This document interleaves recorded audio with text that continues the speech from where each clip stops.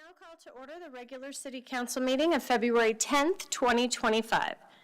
Members of the public are invited to attend in-person meetings in council chambers. We're getting a little bit of feedback. Can you hold on just for a moment, Mayor, please? Yeah.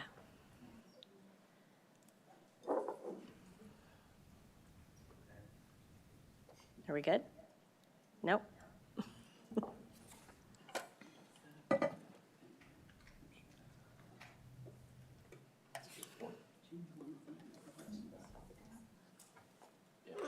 Could be that microphone there. We're going to let the tech guy figure it out. Are you okay? Better? Yes. Great. Members of the public are invited to attend in-person meetings in council chambers.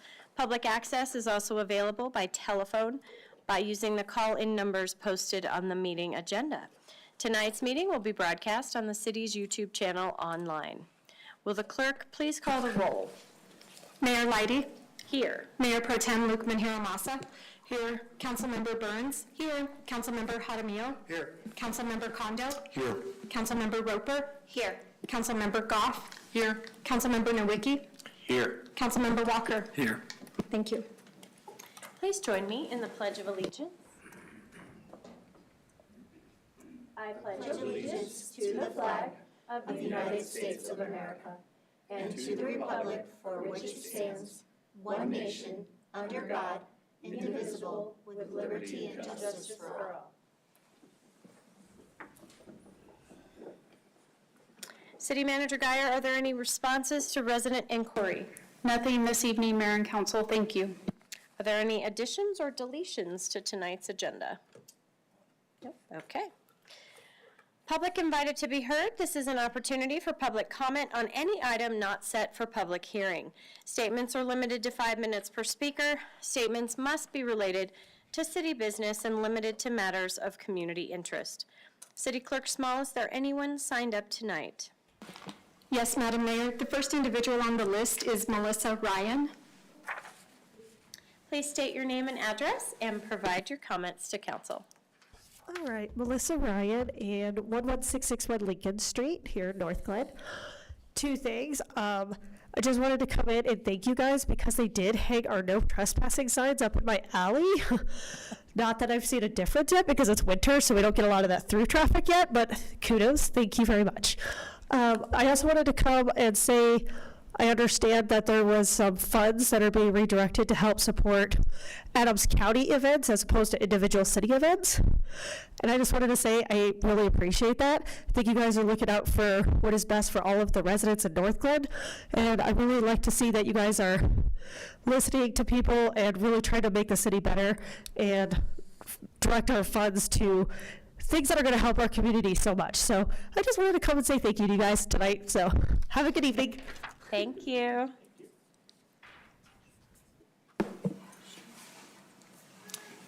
The next person on the list is Tom Lampo. Welcome. Please state your name and address and provide your comments to council. All right. Thank you very much. Hello to everyone. I'm Tom Lampo, 3951 Jackson Way. It's good to be here in front of you, be able to lift up North Glen in prayer. So please join me in prayer. Heavenly Father, in Jesus Christ's precious name, we humbly come before you, Lord, asking you to forgive us of our sins. We need the forgiveness you offer. You are the creator of heaven and earth and all that is within. You are the King of kings and Lord of lords. No one is above you, and you share your throne with no one. No one can challenge your authority. Your kingship has never been at question. In Isaiah 45:7, you state, I form the light and create darkness. I bring prosperity and create disaster. I, the Lord, do all these things. All power is in your hands, and we recognize you as the Lord of North Glen. You are welcome here, and we need your presence throughout our city. There's a lot happening across our society. We are experiencing many changes, and with those changes, we have many questions. At times, we cannot determine if the changes are beneficial or harmful, but we are here, and they are happening. Please help us to be civil with one another through these changes. Help us to show compassion to one another. We might not agree with each other, but please help us to be civil. Your wisdom is solid, your knowledge is all-encompassing. There is nothing that worries you. So we claim for our lives Jeremiah 32, 38 through 40, which states, "And they shall be my people, and I will be their God. I will give them one heart and one way, that they may fear me forever, for their own good and the good of their children after them. I will make with them an everlasting covenant, that I will not turn away from doing good to them. In these times you have given us an assurance that through all things you will never leave us. Turn our eyes and our hearts to you. Bless us in these times with your wisdom and understanding. You are our God, and we are your people. In Jesus' precious name we pray. Amen.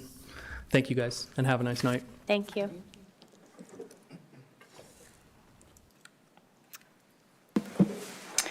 Thank you, Madam Mayor. I just want to note for the record that there were several emails that I received, some of which indicated that they were for public comment at tonight's council meeting.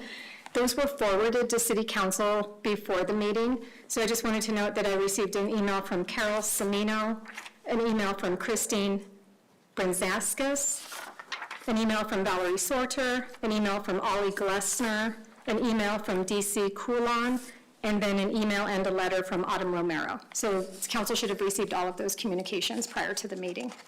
Yes, thank you. Thank you. Is there anyone in the audience who did not have a chance to sign up but would like to speak to council? No?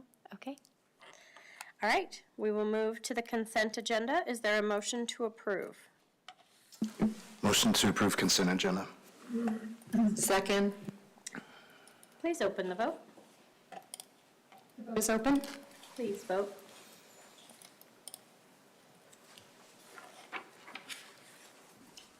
I will close that vote, and the consent agenda passes unanimously. Thank you.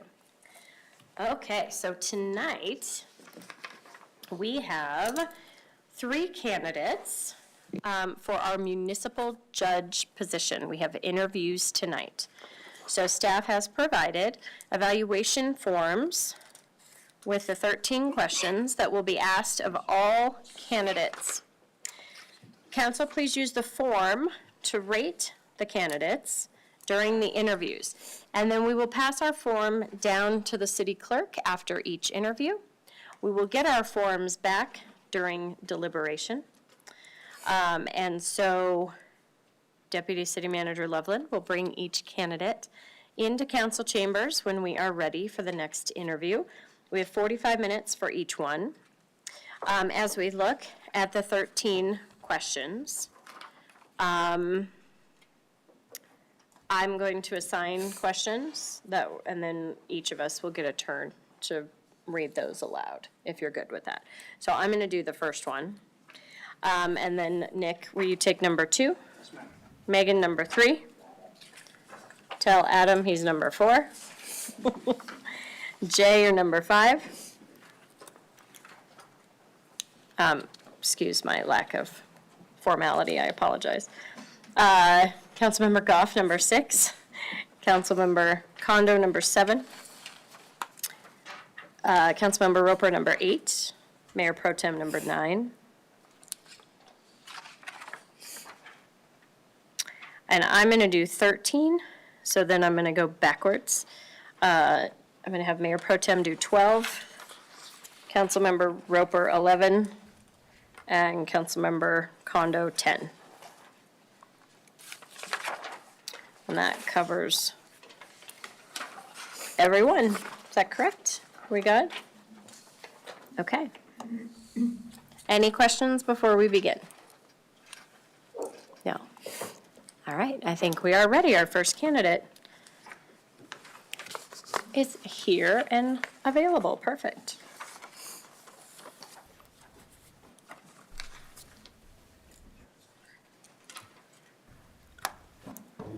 Good evening. Okay. So you heard the rules, right? We got 13 questions, 45 minutes. Yep. We're happy to have you. I have the first question. I would encourage you to do a short intro. Okay. And then what do you know about our municipal court and why do you want to hold this position? So my name is Brian Bowen. I'm currently the presiding judge for the municipal court for the city of Commerce City. Prior to that appointment, I worked for the state of Colorado as initially as a magistrate, and then for 11 years as a county court judge here in Adams County. During that time, I was also the presiding judge of the Adams County Court for Veterans, which we implemented and set up starting in 2013. I grew up in Adams County. Went to Ranham High School, go Raiders. It's no longer a high school, but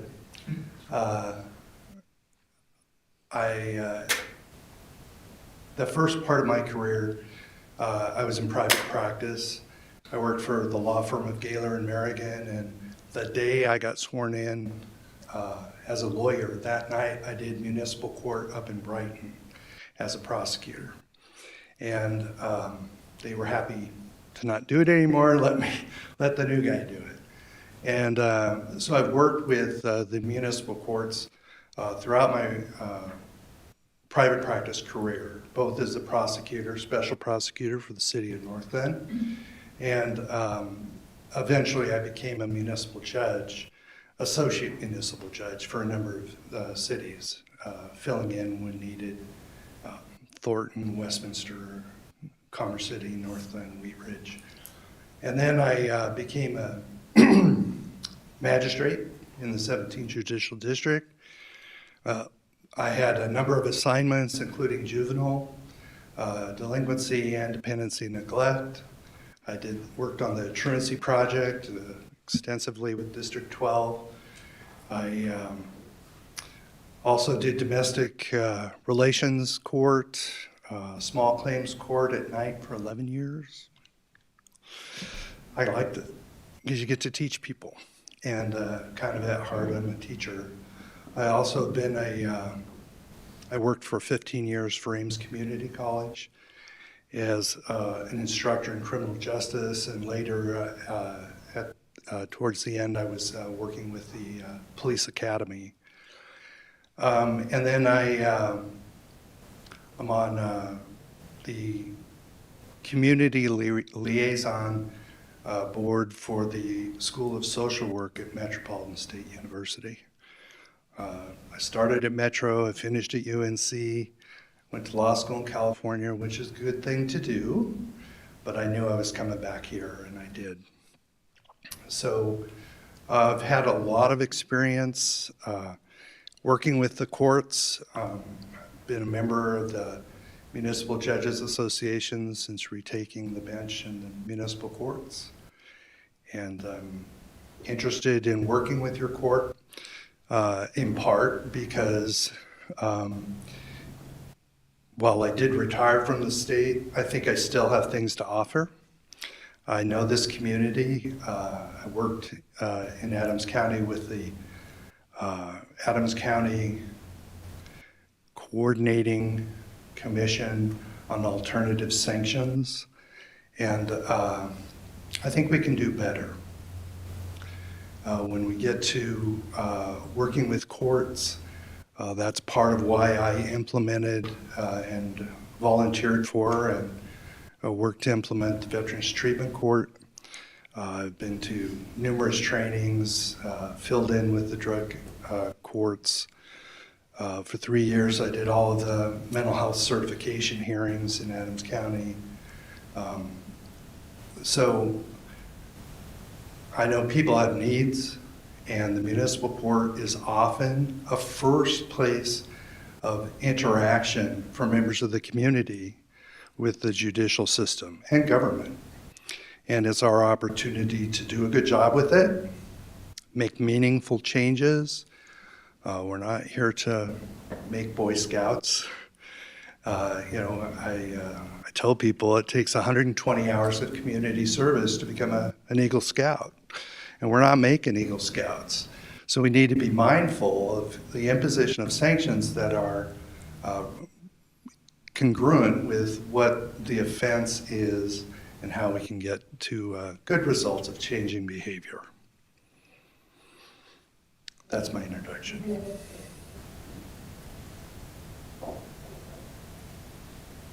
Mr. Bowen. Sir. Excuse me.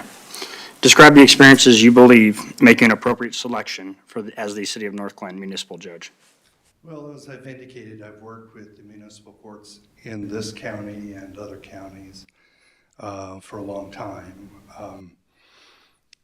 Part of my experience was all the way from a process server at 19, racing around trying to serve people, to years of prosecution and seeing what works and what doesn't work. Being aware of what a community needs and that it's a broad variety of needs. Being respectful of people's time. We spend a little time on little things, so we have big time for big things. And at the same time, trying to get people to modify their behavior so we don't have to see them again. Hello. Over here. Sorry, we're going to bounce around a little bit. So what is your philosophy as it relates to dealing with juveniles in municipal court? And what is your experience utilizing a juvenile probation program? So it's evolved a lot over time. How we have engaged with young people has had a tremendous influence. And I spent lots of years as a guardian ad litem in private practice. And then as a magistrate doing those assignments for a good part of the 6 years I was a magistrate. It's an early opportunity to intervene so that you can make a difference, get a handle on a lot of things that may be happening with young people. We do not want a pipeline of people that are having right out of the educational system, right into the prison system. There's lots of ways to interrupt that, and I think a meaningful probation intervention is essential.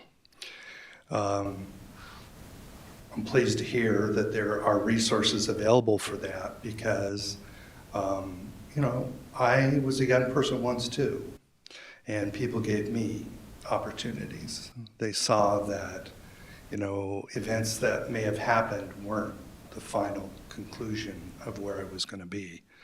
And I believe it. I've seen it happen many, many times over my years of work with these, in this particular community.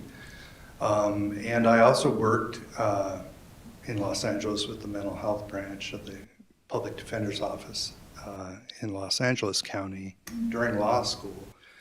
And part of that assignment included juvenile work. So we can do it, we can do it better.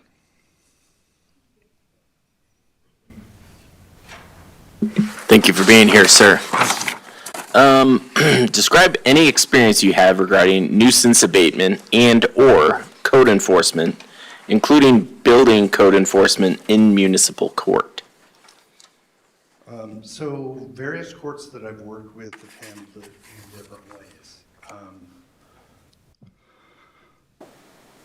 Some parts of our community have greater tolerance for what it takes to get in front of the court, so that by the time there is an appearance by a citizen in the court, things are pretty far along. And it can take a lot to combat that, to whittle it back, to get, for example, 45 cars out of someone's residential property. And over the years, I've come to respect that that can often be not just a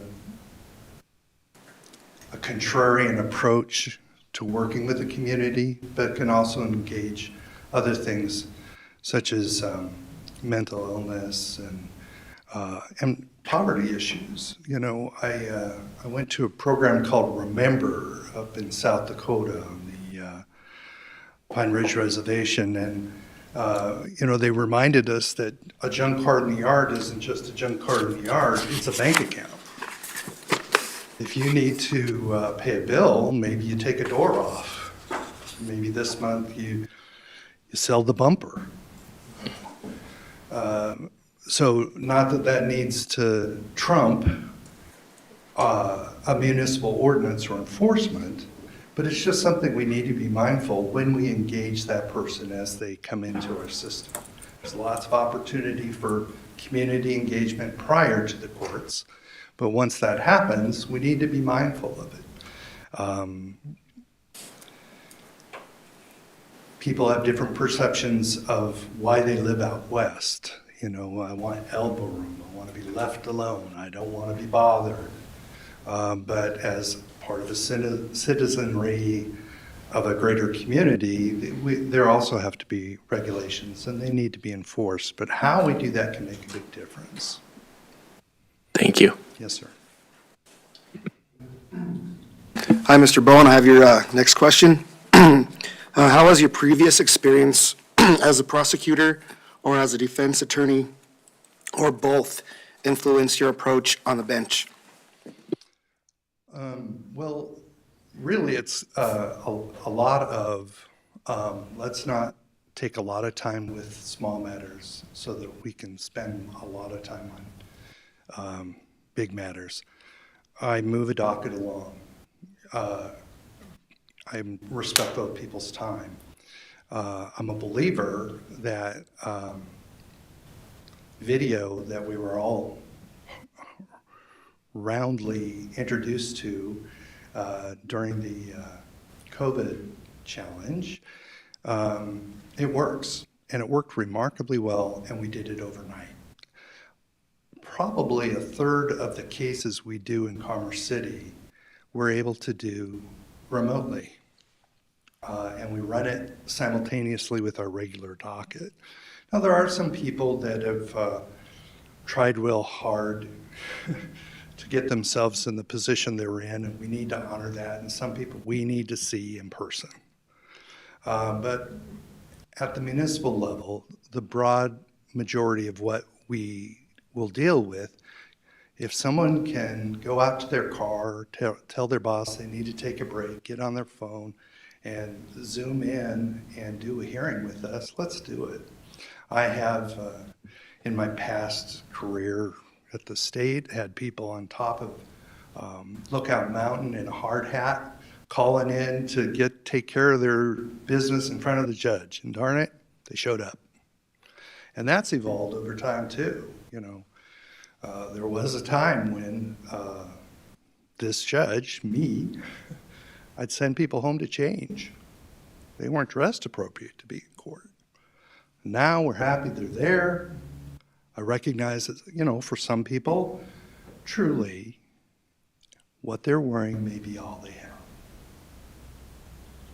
Maybe they just changed a transmission at work. And they're coming in, but they're showing up. We can honor that. And so the implementation of new technologies that we can use, let's do it. This is municipal court. It's not federal court. Let's move things along. Okay, I'm up next. Without specifying any court, could you give examples of good practices that you have observed in other municipal courts and practices you would improve? So I think good practice is maintaining a clear delineation between the court, the role of the court, and the participants before the court. I have, and I won't use names, been in courts that were a little too chummy and casual. And part of my knock years while I've been on the bench is, did you go to high school with everybody, Judge? Because I know a lot of people. And but I always felt like we were able to maintain that this is my role, this is what we're doing today. Is anybody uncomfortable with it?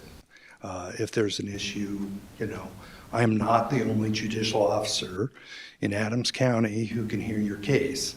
So if it's a conflict matter, we do it. Now, we're human beings. We need to be able to laugh.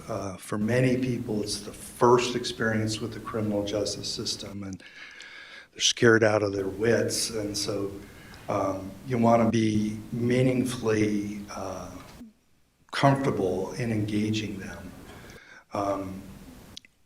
But there are limits on what things can get too casual, and that can be its own problem sometimes.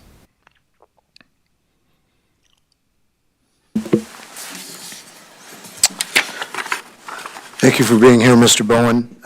My question is, do you have any ideas you would like to consider implementing in Northglenn Municipal Court that you may not be using today? Well, the challenge that is facing all of the Front Range communities, and frankly all over the state, is unhoused population and how we're able to engage that in a meaningful way. There has been push from the legislature to minimize municipal courts,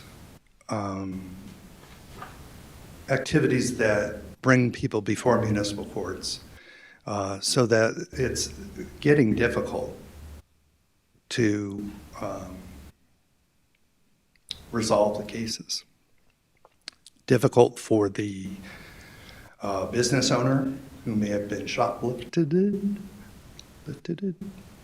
from, for the person whose case never gets resolved, for the law enforcement agencies that are taking people into custody and releasing them from custody, mandated by law, and we follow the law, but it makes for challenges. And if we had meaningful implementation of programming that met people where they were, allowed the court to resolve the issues confronting the court, and move forward from that, not villainize or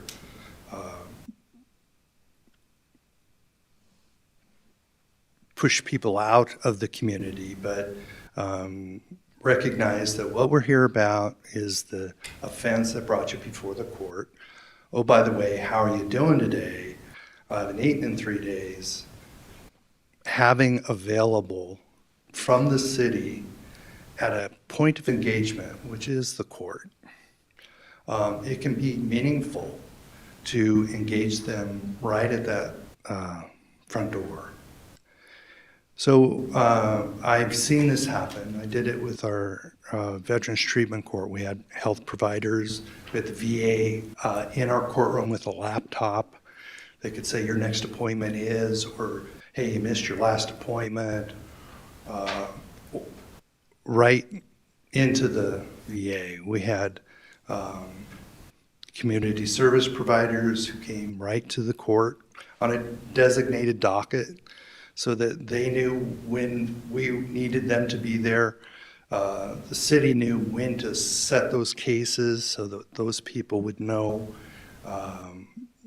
this is an opportunity for us to engage citizens of our community so that constructively they can find themselves in a better place. Oh, by the way, we got our court case done. Thank you for that. Thank you for being here tonight. What is your philosophy regarding the need to rehabilitate versus penalize in your sentencing decisions? So I've done this a long time, and I generally think there's 3 categories of people. There's a person who's going to be harder on themselves than I ever could be. They get it, they understand there was an issue, they're fine. And some of those people will pay their ticket ahead of time or take whatever the issue is, the consequence that may follow. Then there's a group that there's nothing you can say or do to them that is going to matter. They can do jail time standing on their head. They blah, blah, blah, you know, like the parent on Charlie Brown cartoons, wah, wah, wah, wah, wah, wah, just another person talking at them. And then there's that middle group of people where we really can make a difference. And different people respond to different things. And so sometimes a monetary sanction is meaningful to people. Sometimes if you tell someone that their fine is $250, you may as well ask for $1 million. And so you have to have some other resources and methods to engage people. Ultimately, what we want to do is change behavior. And that can include classes. There are class providers, ISAE, and some others that do community classes, such as responsible dog ownership and petty theft seminars. Some are geared towards adults, some towards juveniles. And I like to give people the opportunity for cognitive change so that they can have a better result, not just with our event that's brought them before the court, but generally in life. And we like to bring them back and ask them what they learned. And many people are responsive to that. And some people are like, yeah, I learned not to speed, okay, or not to get caught speeding. But for a lot of people, it's a moment to pause and reflect on what they have done to themselves and to the community. So I'm a big believer in alternatives. And coming up, yes, we do community service. No, we don't do 120 hours. But giving back to the community, I'm aware of, and can be a challenging process, but restorative justice is important and a meaningful opportunity for people to engage back to the community, see that they're accepted back into the community so that they can move ahead with their lives in a meaningful way. Thank you. Welcome, Mr. Bowen. Thank you so much for being here. The question I have for you is, please describe your experience using technology in the courtroom environment specific to virtual court proceedings and using paperless systems. So use a program here called Full Court. We use that in Commerce City. We are all paperless currently and have been since the beginning of last year. We can do it. You know, we are experts at shuffling paper and moving things along and getting people from here to there. But are we doing it in a way that's meaningful for the other participant and so that we're respectful of time and resources? And so that's one thing. We use the paperless system at the state courts as well. We were all forced into virtual hearings during the COVID event, and I loved it. So there were times when I really thought, am I a DJ or am I, we have a caller from 303-818. What's your name, please? But it really works. And part of the challenge that we have is that unless a system has that available to the participants, they can't use it.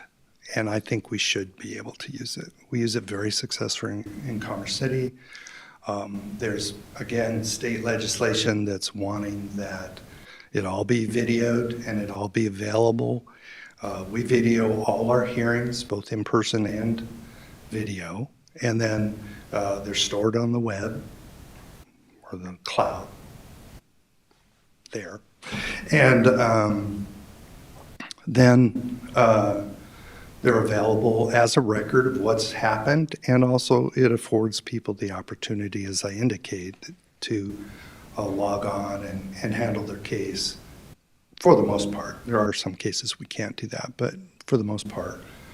And people take us up on it, especially when they're sitting in court and they see, well, that guy didn't even have to get out of his truck, or we don't want him driving.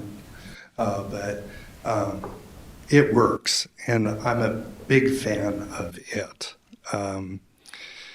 because this is municipal court. These are things that we can take care of it for the most part, and why not? We use Zoom. It's very We have very few issues with it. We also use language line video for our, we have implemented the Spanish-speaking interpreters on every docket because we were having people coming in who needed to come back till we had an interpreter. And this is from a time when I started doing this work, a long time ago, where they would bring out the janitors to do the interpreting. And I knew that wasn't appropriate. And I pushed to get us professional interpreting services. But now we use language line. We've had 14 different languages in our court in the past year. It's actually cost savings over bringing in person other than Spanish-speaking interpreters. We've had zero pushback from the citizens who appear before us. It works, and that's electronic as well. And so, Thank you. I'm going to stop there,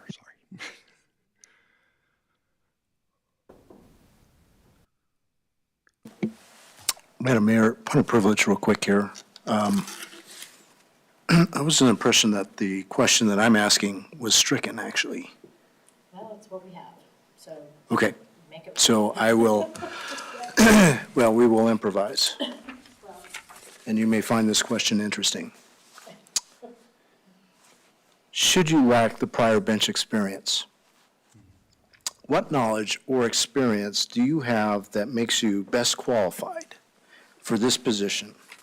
Further, what steps would you take to gain the abilities to be an effective municipal court judge?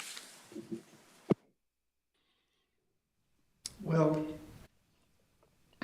I know this community, and that gives us a starting point. I have worked in cities that thought they were Greenwood Village, and they weren't. And it's good to be mindful of the community, what their needs are, what the makeup of the community is. And I believe I have that understanding. I am a step-parent. I'm a step-parent to some young people that have had significant challenges. And one of those included going to the Department of Corrections, being regressed after being offered probationary services and not availing himself of that. And so I have stood before judges, both as an advocate back when I was in private practice and as a parent, wanting to ensure that that person behind the bench was listening to what I had to say.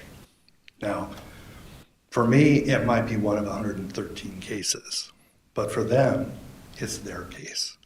And I try to keep that in mind, just person to person, as I sit as a judge. Thank you. Thank you. Okay, what is your approach with defendants who fail or have multiple failures to appear for their court date? What strategies have you used to improve the appearance rate? Well, this is kind of the challenge of our time, because if you do not appear, historically we issue a warrant for your arrest. We have a good staff that's pretty proactive. They try and call people ahead of time, let them know they're on the docket, that they can appear virtually.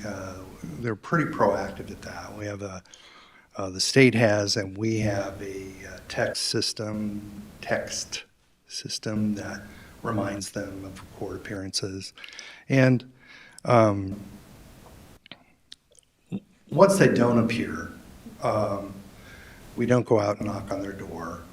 We issue a warrant. The warrant usually catches up with them when they're pulled over for a tail light out or something like that, or they run into law enforcement because of another event. And often they're just reminded, you need to go to court. But in some instances, they are taken into custody. And when they're taken into custody, there's currently a protocol in place whereby at certain levels of minor crimes, which most of which are municipal, they're automatically given a personal recognizance bond. Now, the personal recognizance bond has two parts to it. One is that the person is given liberty again, released on their own recognizance, told of a new court date. And then the second part is they're supposed to show up back in court. And it's the challenge we have with the second part of that that becomes a real problem, because they know, the offender or defendant who appears in front of us who has not appeared, that if they get contacted again, they are likely going to get a personal recognizance bond again. And, you know, we do have cases with offenders who have 5, 6 cases, 5, 6, 10 failures to appear within those cases, and it's a problem. How do we interact with that? It's difficult when it is the state law. But one of the things that has grown out of that challenge is that we have in Commerce City, and I believe every municipality now has it, first appearance attorneys that are appointed to appear with the defendant so that perhaps we can resolve their case and it doesn't become this reoccurring issue. So if somebody's in custody, and we're notified that they're in custody, we provide an attorney, so virtual, who appears with that person.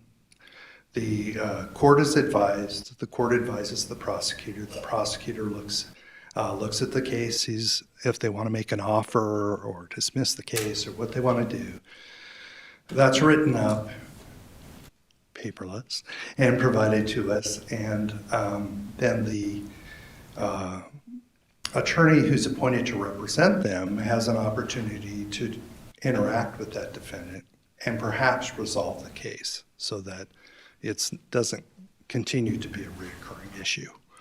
It's not always able to be resolved, but that is done electronically, and our court receives notifications daily whether people are in custody in the metro area or not.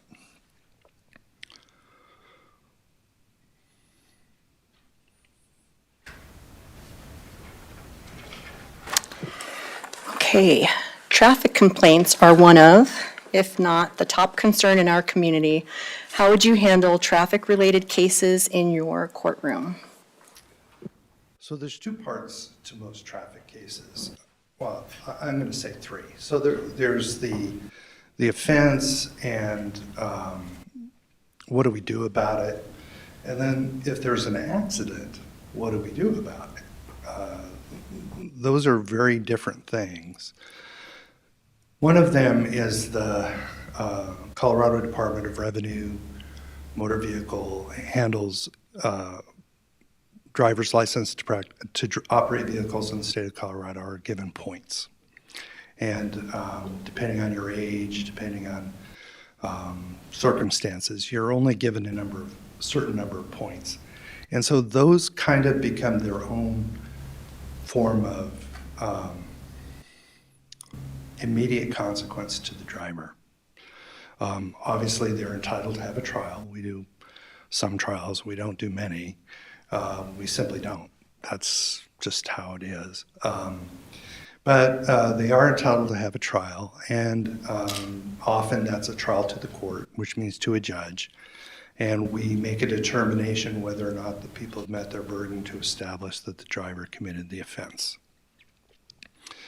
Oftentimes, when they speak with the city prosecutor, they're looking for a disposition in their case, a plea bargain. Often that involves the reduction of points. So maybe a case goes from a 4-point careless to a 2-point defective vehicle. And under some certain circumstances, it may go from a 3-point improper turn to a 0-point obstructed window. Often, what the driver wants is that reduction in point.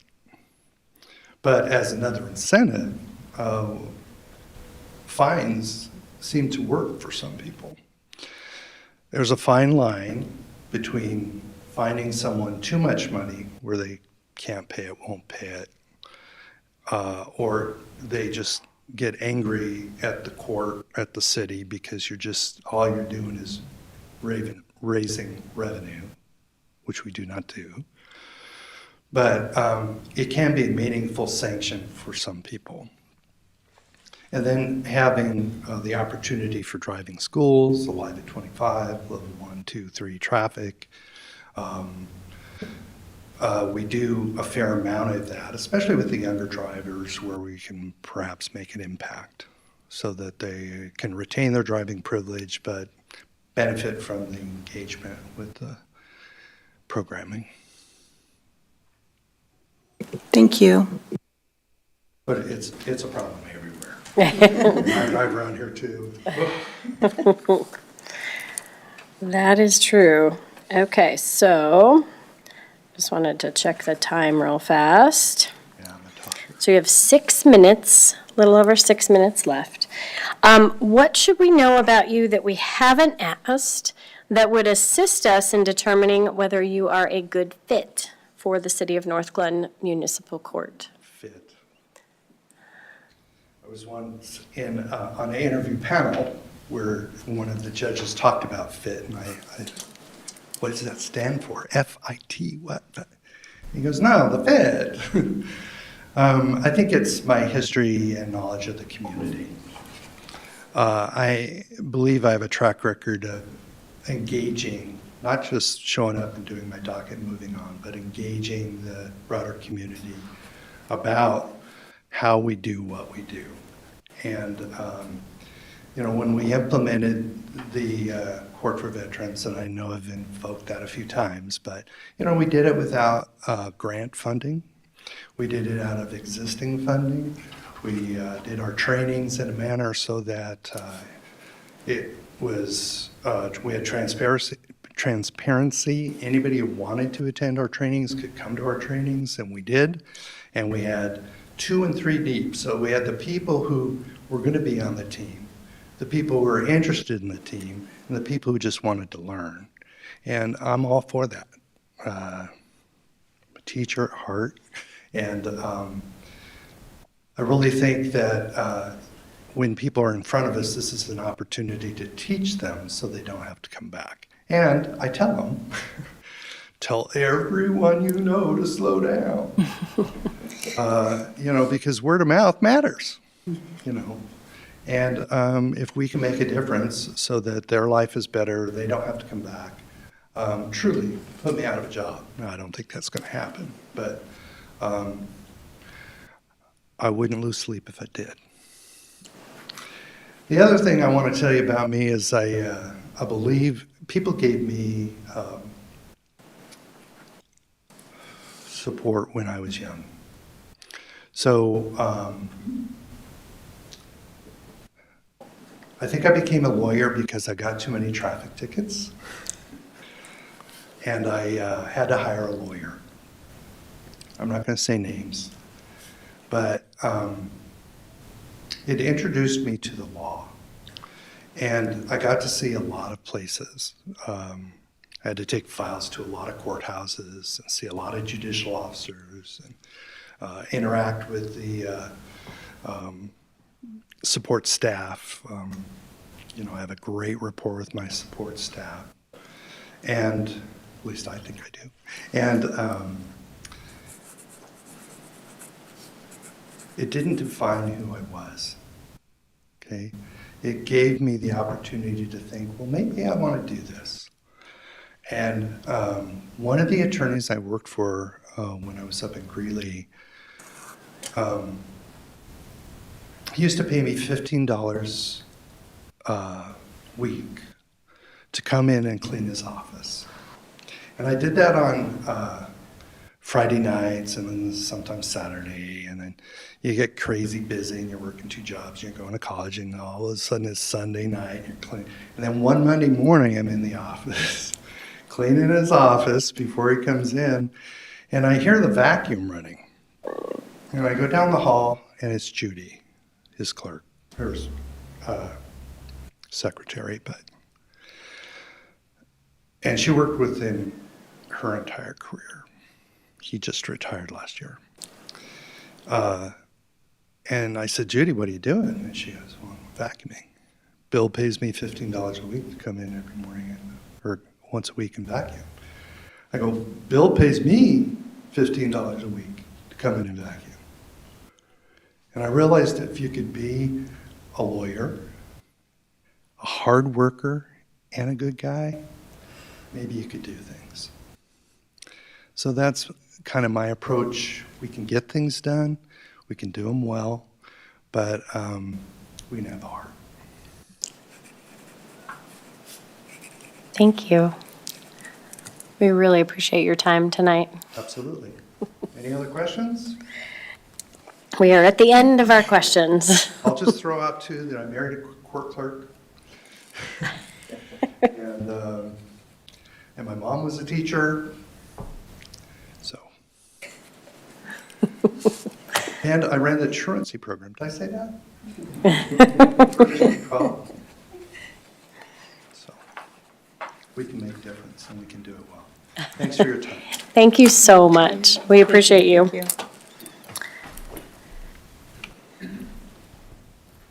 Oh, had a minute to spare. Perfect.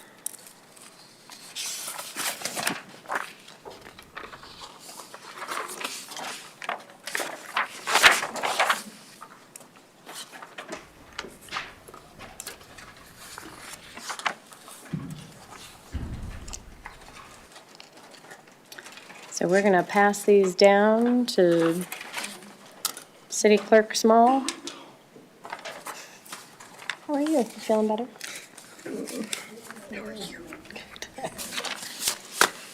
Do I have all of them? Yes, okay. Here you go.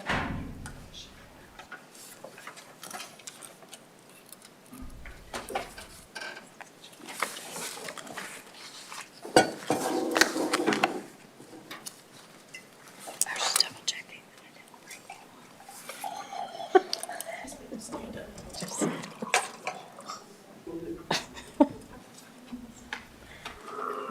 I'm like, oh my goodness. Yeah.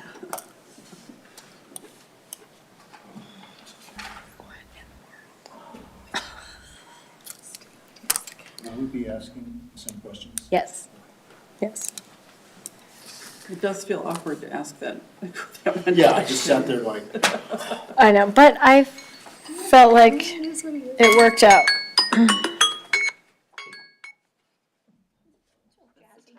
Yeah, and I'm like, whoops.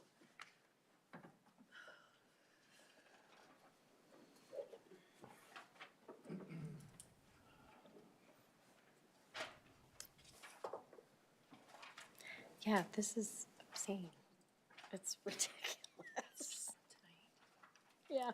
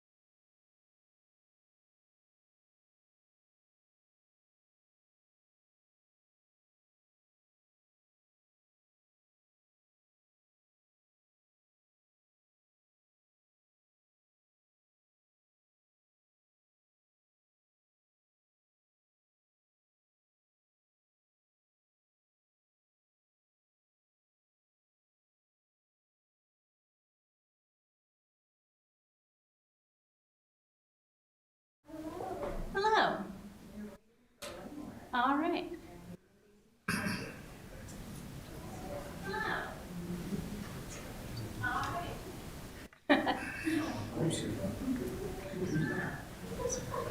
No, it's on a perpetual echo.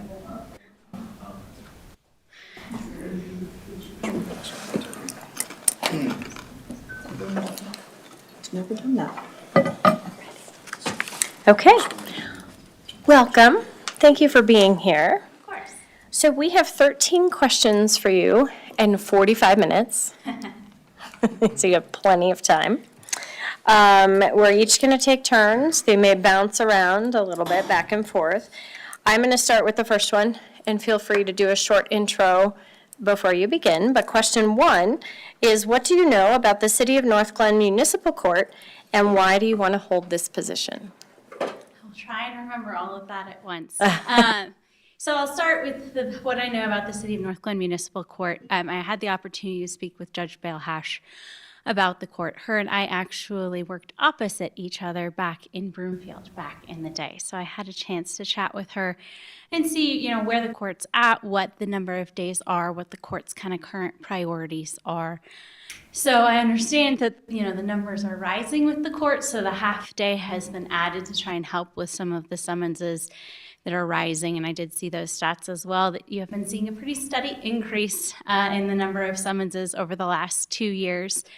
She and I also chatted about the new program they've been working on. It sounds like it's kind of been in flux and isn't quite finalized as to how it's going to work best yet with the prosecutors and crew on trying to get some people out of the cycle.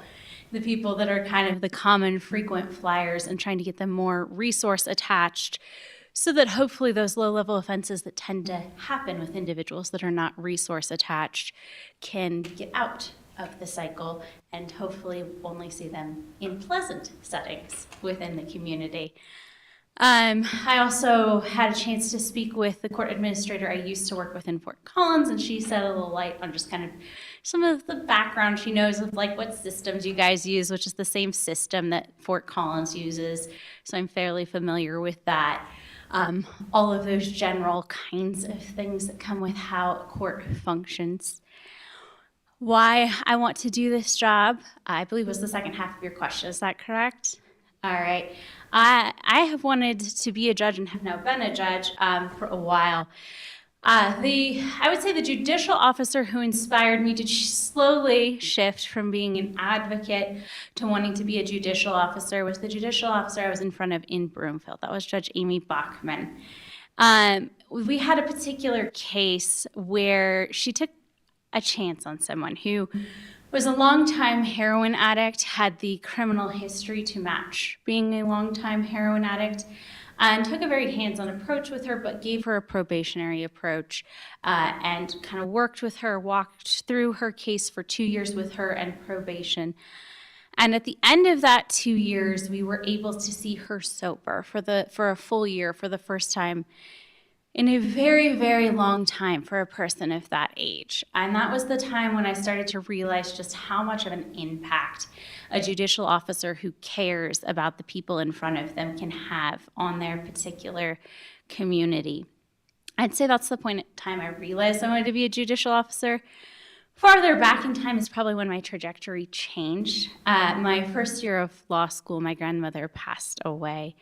And I went to her funeral, and my grandmother lived a simple life. She was a manager of a dry cleaner, mother of 4, helped out at church, but there were so many people that she had impacted that showed up at her funeral just by the simple acts of kindness. The one that really stood out to me was there was a mom that she had really helped, those first stages of being a mom, kind of talking her through, kind of helping her over that hump. And that was the point where I realized that the little things we do can have massive ripple effects.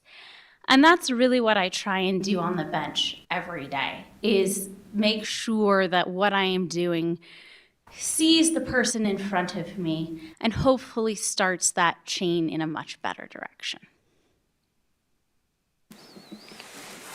Ms. Vicki, I have your second question here, and can you please describe the experiences you believe make you an appropriate selection for the City of North Glen Municipal Judge position? Oh my gosh. That is a very broad one. Where to start? I guess the thing I will start with is the diverse experiences that I have had that make me better able to connect with the people that appear in front of me now and that would appear in front of me in North Glen Municipal Court. I have had the luxury of traveling internationally, and when I've traveled internationally, it's not just been, to see fun and beautiful places, but my first trip out of country was actually when I was 15 to help in a small town in Guatemala build classrooms. And I had the experience of seeing what it was like to live in that village and to work with those people. I had the experience of seeing what that poverty looked like. I had the experience of talking to people who had lived through the various military conflicts that they have had there and lost loved ones, and really developed kind of a personal understanding of that. I've had opportunities to do that in other contexts as well. I had the same opportunity to travel to Israel and kind of talk with individuals there that have kind of seen that conflict. And that really opens my eyes to a lot of the immigrant populations we see here. We see a large Hispanic immigrant population, and many of them are fleeing countries that have been very tumultuous. And it makes me very aware, from having talked to people that are very awesome people, about the potential traumatic backgrounds that the people that I'm interacting with are coming from. That's just one piece. There are other pieces too that help me with a trauma-informed approach, which I think is really important on the bench, dealing with sections, with the types of charges you're dealing with in the municipal court, because these individuals will be back in the community. Even if they are sentenced to a jail sentence of some kind, they will be back in the community. I've had personal experiences. I had a year where I had 2 family members in the ICU in the same year, and just understanding what those stressors that the people in front of me are going through and what that looks like to be in court. And that for most people, being in court is not as comfortable as it is for me, who has been in court for a very long time and has been in courtrooms for a very long time. I also understand the community of North Glen. I don't technically live within city limits, and I say technically because I'm about 2 minutes outside of city limits. And so a significant portion of my shopping, exercising, going out to eat, etc., occurs within the city of North Glen. And so I'm familiar with the different people, the different businesses that are within the city of North Glen. I had the opportunity a few years ago to do a ride along with a friend at the time on the city of North Glen and kind of see what was going on. On that particular day, there was an event going on at the Islamic Center, and that officer was kind of extra support. He was not one of the officers that was called to respond and kind of support, but he was called as extra support because the Islamic Center kind of can be a hot button spot. And so he was there to kind of just make sure there was enough police presence to make sure that that event went smoothly and comfortably for everyone. I'll stop there. I could keep going with things. I guess the one thing I would add is that I'm a Colorado native. I was born in Colorado Springs. I grew up in Arvada. I haven't lived that far from here for most of my life. My husband has lived even closer to here for most of his life. This is our place. Thank you, Ms. Vicki. Thank you so much. Thank you so much for everything. I have your next question. What is your philosophy as it relates to dealing with juveniles in municipal court, and what is your experience utilizing a juvenile probation program? I love working with juveniles. I think you have to take a look at why the juvenile is in front of you. Sometimes it's just a traffic case. Sometimes it's your brain's not fully formed, and you didn't realize how important it was to wear that seatbelt. And so those cases I take, a little bit of a different approach. It's more of a informative approach. I am always informative. I think information helps people understand why I'm doing and be more likely to comply with what I'm doing. But particularly with those individuals, I like to explain, here's why we're asking you to wear your seatbelt. It's not just because the government says you should. Here's why. And so I think that's very helpful for those kinds of cases. Now, there are the other cases, and I think those are probably the ones you're talking about when you're asking about juvenile probation. Those cases, you need to take a hands-on approach. I think you need to make sure as the judicial officer you're seeing them fairly regularly, even once a sentence has been imposed, so that they know you care, so that they know you're paying attention. But I also think one of the important things with those is to take a motivational interviewing approach and ask questions that help that individual understand what matters to them and how the behaviors they're doing are getting in the way of what matters to them, so that they can start to take ownership of what's going on rather than this is just what the court is telling me to do. As for juvenile probations, I dealt with juvenile probation as a juvenile district attorney in the 17th. And then, in Aurora Municipal Court, it's kind of just the general probation department, but I covered the juvenile docket for one of our judges that had the juvenile docket a few times. Thank you so much. Hello, Mrs. Cirbo. Thank you for being here. Right here. I was just like, I don't see the lips moving. Describe any experience you have regarding nuisance abatement and/or code enforcement, including building code enforcement in municipal court. I will start with nuisance abatement and code enforcement generally. The reason I'll start with those is my dad's an architect, so building code in general is something I grew up with. I also did civil law, and so building code is something I got exposed to in a different context a lot. As to code enforcement and nuisance abatement, I first dealt with that in the Aurora City Attorney's Office when I was a fellow straight out of law school. Worked very closely with our attorney, who's actually still there in the Aurora Municipal Court, who does the code enforcement there. Focusing on how the code is structured, how to work with the officers on making sure that people are complying. But the big thing with code enforcement is it's a balance. You need to ensure that people know you're there and that there is going to be a penalty if they don't comply. However, the goal is compliance. So if you just come down with a hammer right away, you're not actually achieving your goal, which is to solve the problem and have the community look better, have the neighbors have a place they actually want to live, or have it not smell, or whatever the particular problem is. And so as long as you can keep moving towards those goals and have a person moving forward, you don't necessarily want to lay down the hammer. Now that could be you're doing this before a sentence, or that could be a sentence that you've imposed and you suspend a lot of things, and you have those things hanging over that person's head that you can impose if they don't continue working with the code enforcement officers to comply. The other element of that, though, is there are also a lot of elderly individuals in the community.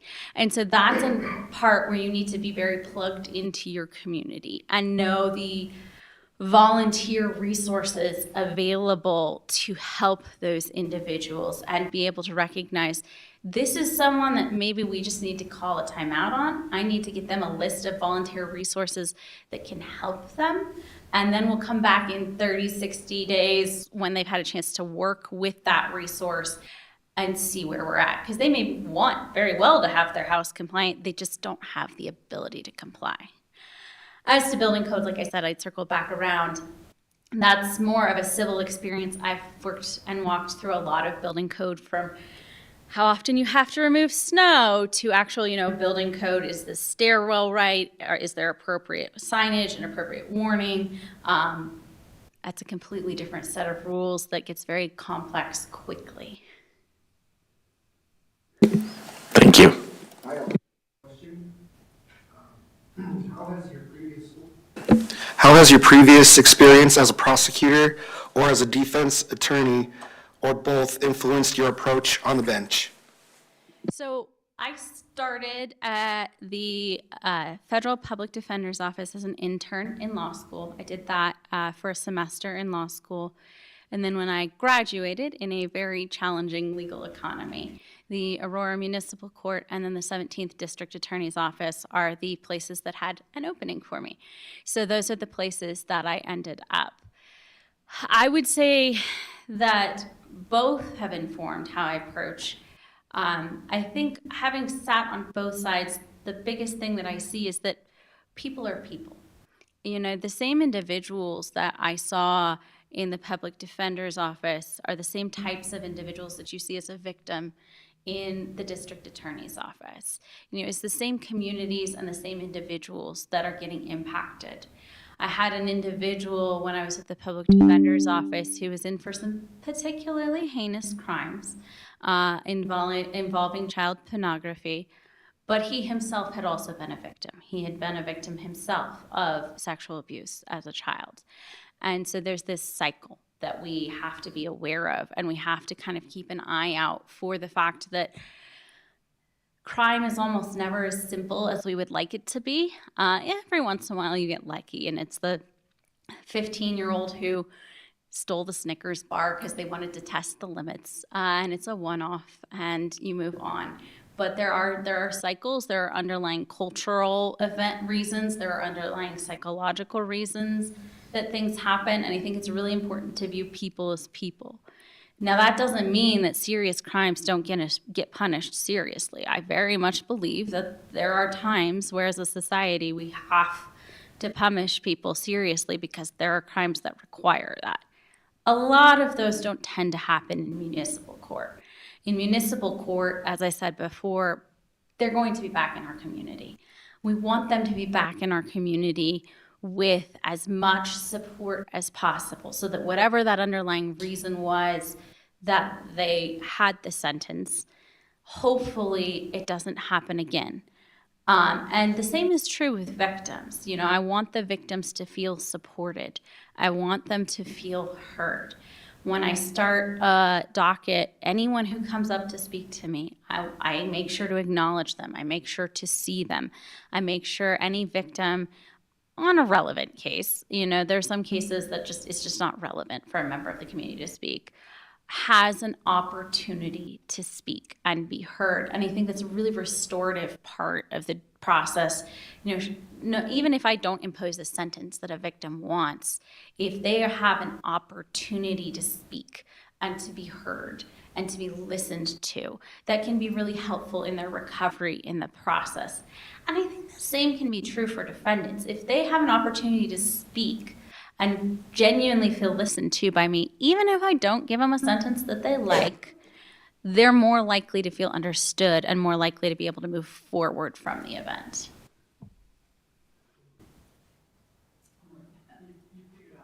Without specifying any court by name, could you give examples of good practices that you have observed in other municipal courts and practices you would improve from other courts? Sorry. Oh gosh. Good practices and practices to improve.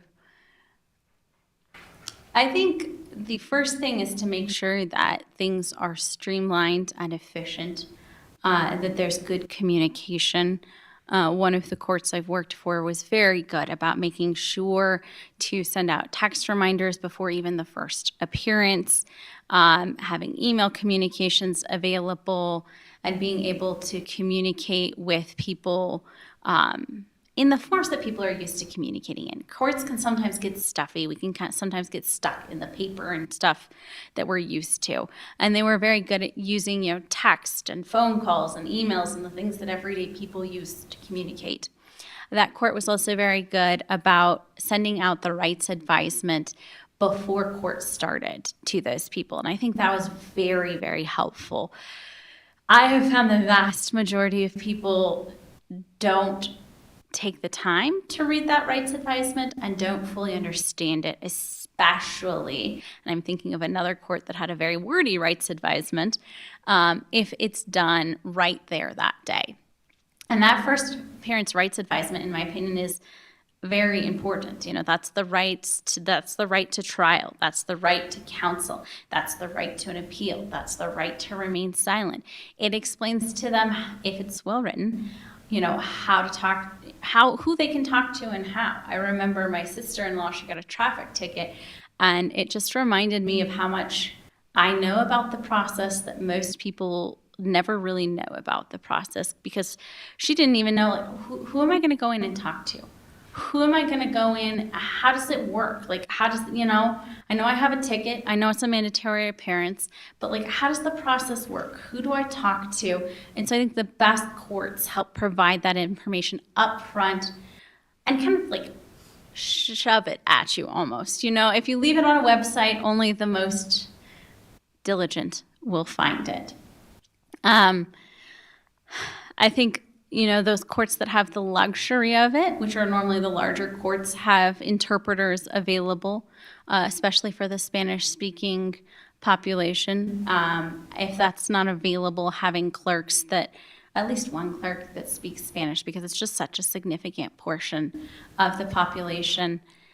One thing I found that was really wonderful with one of the Spanish interpreters that I worked with was they were very good at reminding all of us that many of our individuals who are mono or primarily Spanish speaking are also not overly literate. And so one judge that I worked with was very good about everyone that came in front of her also orally re-going through that rights advisement, because then a person doesn't have to tell you that they're not literate and they didn't have an opportunity to understand this advisement. You're kind of just cutting that uncomfortableness out of the conversation. I think some of the best programs also are looking at what's needed in the community. And that's going to look different for each community. So in one community that has a lot of teenagers and young people, having a traffic program targeted at those individuals and having a it was an interesting program. It was very generous plea bargaining, but a lot of steps you had to do. So you could get a lot of points knocked off of your offer, but you had to show up and do a lot of restorative justice type practices with talking about other people who had been in this type of process and victims of this type of process and things like that, which was very helpful for those individuals. Then in another jurisdiction I was in, that wouldn't have been overly helpful. They didn't have a lot of those types of traffic offenders. But they did have an issue with prostitution. And so they set up a particular program kind of similarly to target the underlying causes and resources of those individuals that were violating the prostitution portion of the code. And so I think it's somewhat dependent on what the needs are of the particular community, what the issues are that are rising up in the particular community. And then the last thing I'll say in general that I've seen with the most effective courts is communication across everyone. So not just the judge to the clerks, but the judge with the court administrator, the judge with probation, the judge with police, the judge with, the various community resources. There really needs to be open and honest communication across everything for the system to work.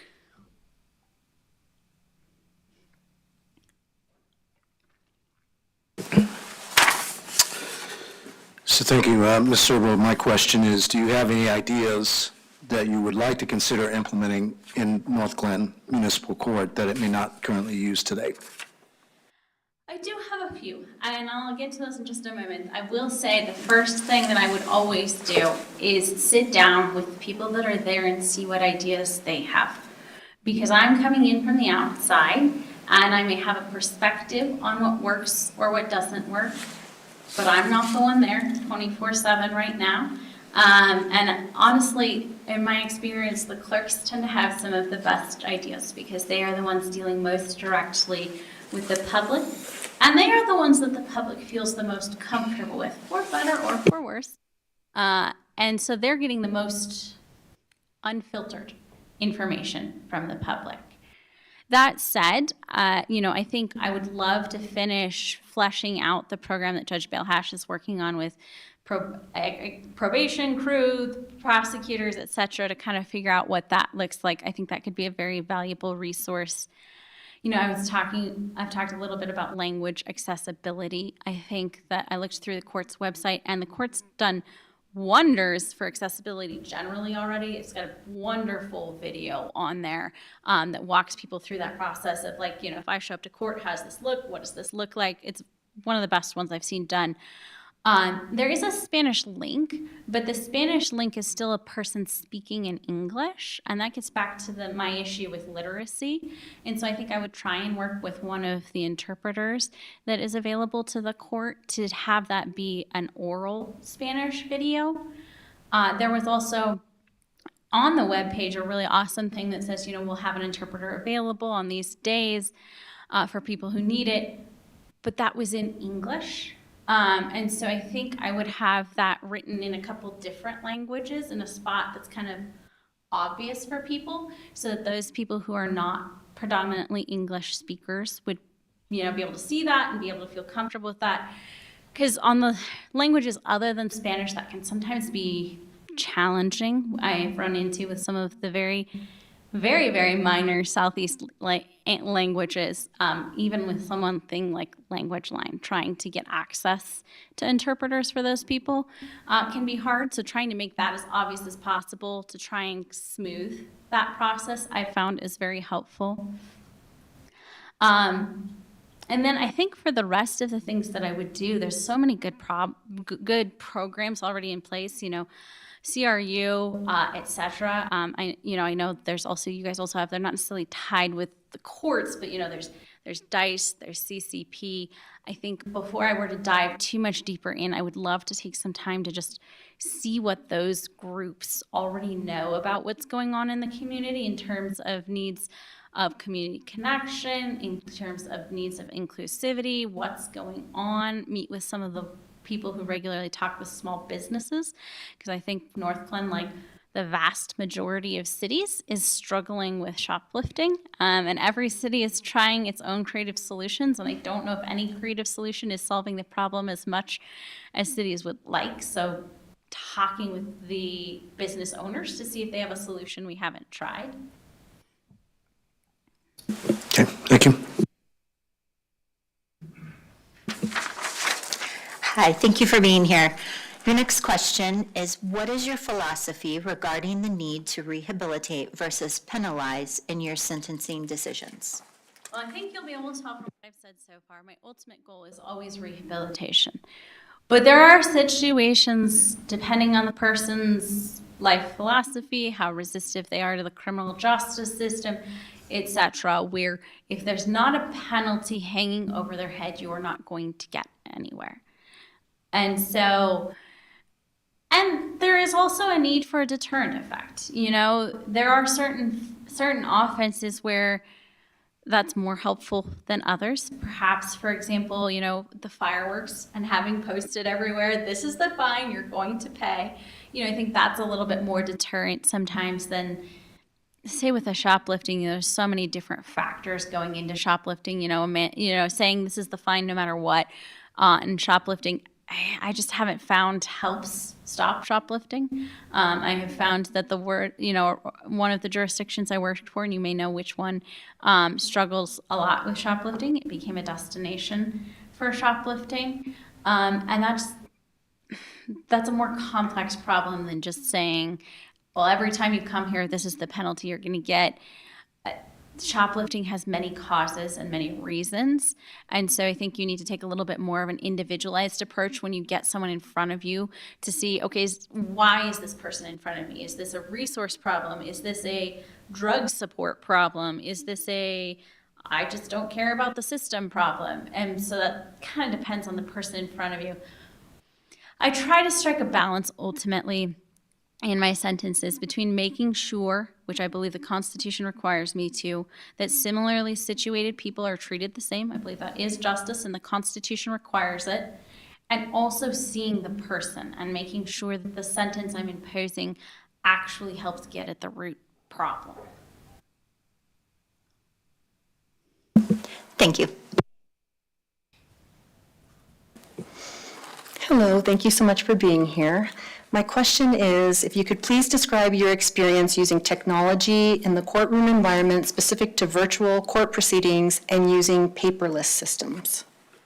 I am such a fan of those things. I have worked on the range of the systems at this point, I can say. So I have worked with a court that is still doing paper files, and I would not recommend that. I have worked with the state courts that are kind of in between. You know, they're mostly paperless. They have electronic files, but there's still a lot of forms that get filled out in court that are, you know, paper, and then you scan it in. The court clerks have more scanning than I think I would like.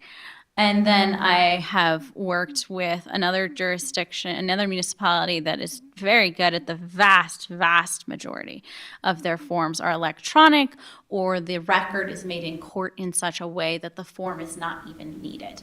And that is always my ultimate goal. I think you need certain things, you know, rights advisement is always going to be one of them. And you need to make sure they're gone through well and there's a clear record for the person you're giving that information to, and for appellate purposes, there are certain things you simply have to have clear. But those don't always have to be paper. You know, you can send it out in an email beforehand. They can send it back in that email. You can have tablets available and they can fill those out on tablets. There are a variety of ways to make that go paperless. And then I've worked with a couple different, you know, electronic systems for the actual court record management itself. One of the one municipality I worked with that's actually electronic uses Enterprise, and then I've used the state court system as well. For recording court, I've used FTR, and then I've also used just a good old-fashioned electronic recorder. Thank you.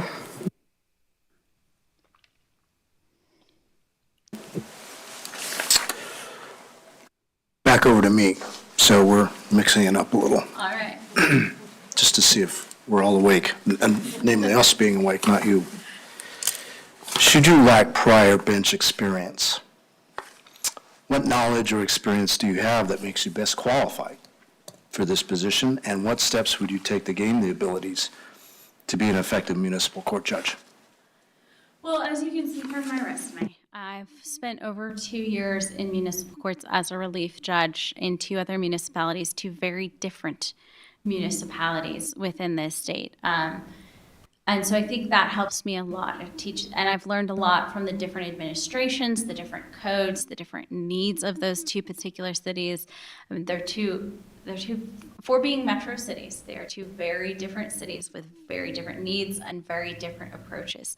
And I think that's helped me a lot understand the breadth of what can happen in municipal court, the breadth of the flexibility that you need to have within a municipal court.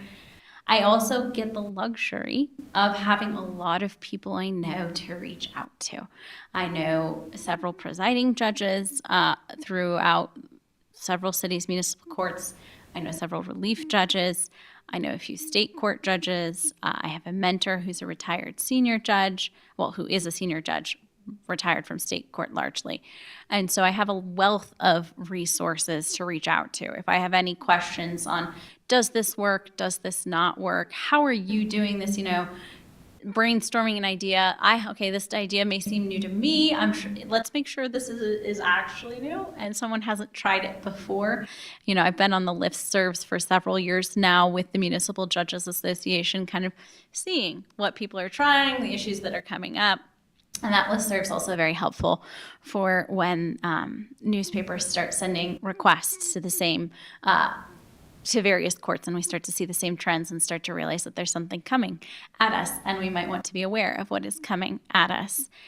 So those are the luxuries I have for if I had anything come up. The other thing I would add is I have a wonderful relationship with one of the court administrators from one of the municipalities I was with. And so I also reach out to her regularly to ask, because I am always a fan of the staff, know way more than we do. And so I love reaching out to them as well. As to my experience, like I said, I've worked a little over 2 years as a relief judge. I worked state court, and so that's 3 years total on the bench. I worked as a prosecutor. And in particular, I worked as a prosecutor in municipal court, which I do think is helpful because the timelines in municipal court and some of the ways things roll in terms of speedy trial and things like that are a little bit different with municipal court than they are with state court. So I have a wealth of resources. I'm not going to sit here and pretend I've been on the bench for 2 decades when I haven't, but that's why I have so many individuals to reach out to as well. Thank you. All right, next question. What is your approach with defendants who fail or have multiple failures to appear for their court date? What strategies have you used to improve the appearance rate? So one of the first things that I have found helpful before we get to too many failures to appear because of the nature of the current bond statutes is to explain what a personal recognizance bond is. And this is my limited psychology experience from college, but I find that sometimes personal recognizance bonds can be as helpful or more helpful than a cash or surety bond, depending on how you explain it. Because a cash or surety bond for a person is a sunk cost. It's paid for, it's done, I'm never getting that money back. Whereas a personal recognizance bond, if explained correctly, can be helpful. Most people have no clue what they are. I sign, I get out of jail, cool. But if you explain to them, okay, you're signing saying you're going to show up to court. If you show up to court, you don't owe me any money. If you don't show up to court, you're going to owe me however much the bond is set, 100, 200, whatever. Sometimes that is more helpful than setting that same, $500 bond, making them go through a surety, having to pay $50 to the surety that they're never going to get back. So that's the first thing, is I make sure the first time around when I'm probably setting a personal recognizance bond, I explain to them how it actually works. And I find with certain individuals that language alone is helpful. The next one is when I am setting a cash bond, I explain similarly.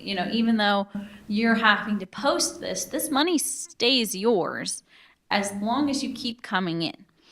And at the end of the case, if you're found not guilty, you get the money back. And if you're found guilty or you plead guilty, that money can go towards the costs associated with your case. There again, I think the way you explain it is really helpful in trying to provide that incentive to come to court. Ultimately, you are going to get some of those individuals, the same type of people that are probably going to end up in that program that I was talking about that Judge Balehash has been setting up, that the amounts don't matter. They've been in and out of the court system a lot. They're going to continue to be in and out of the court system.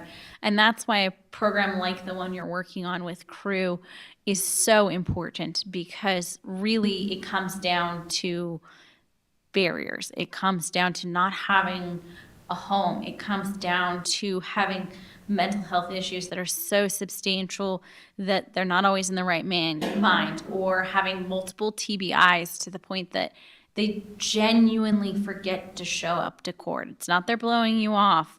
They're genuinely forgetting to show up to court. And they might need someone to kind of walk them through some strategies to help make sure they show up to court.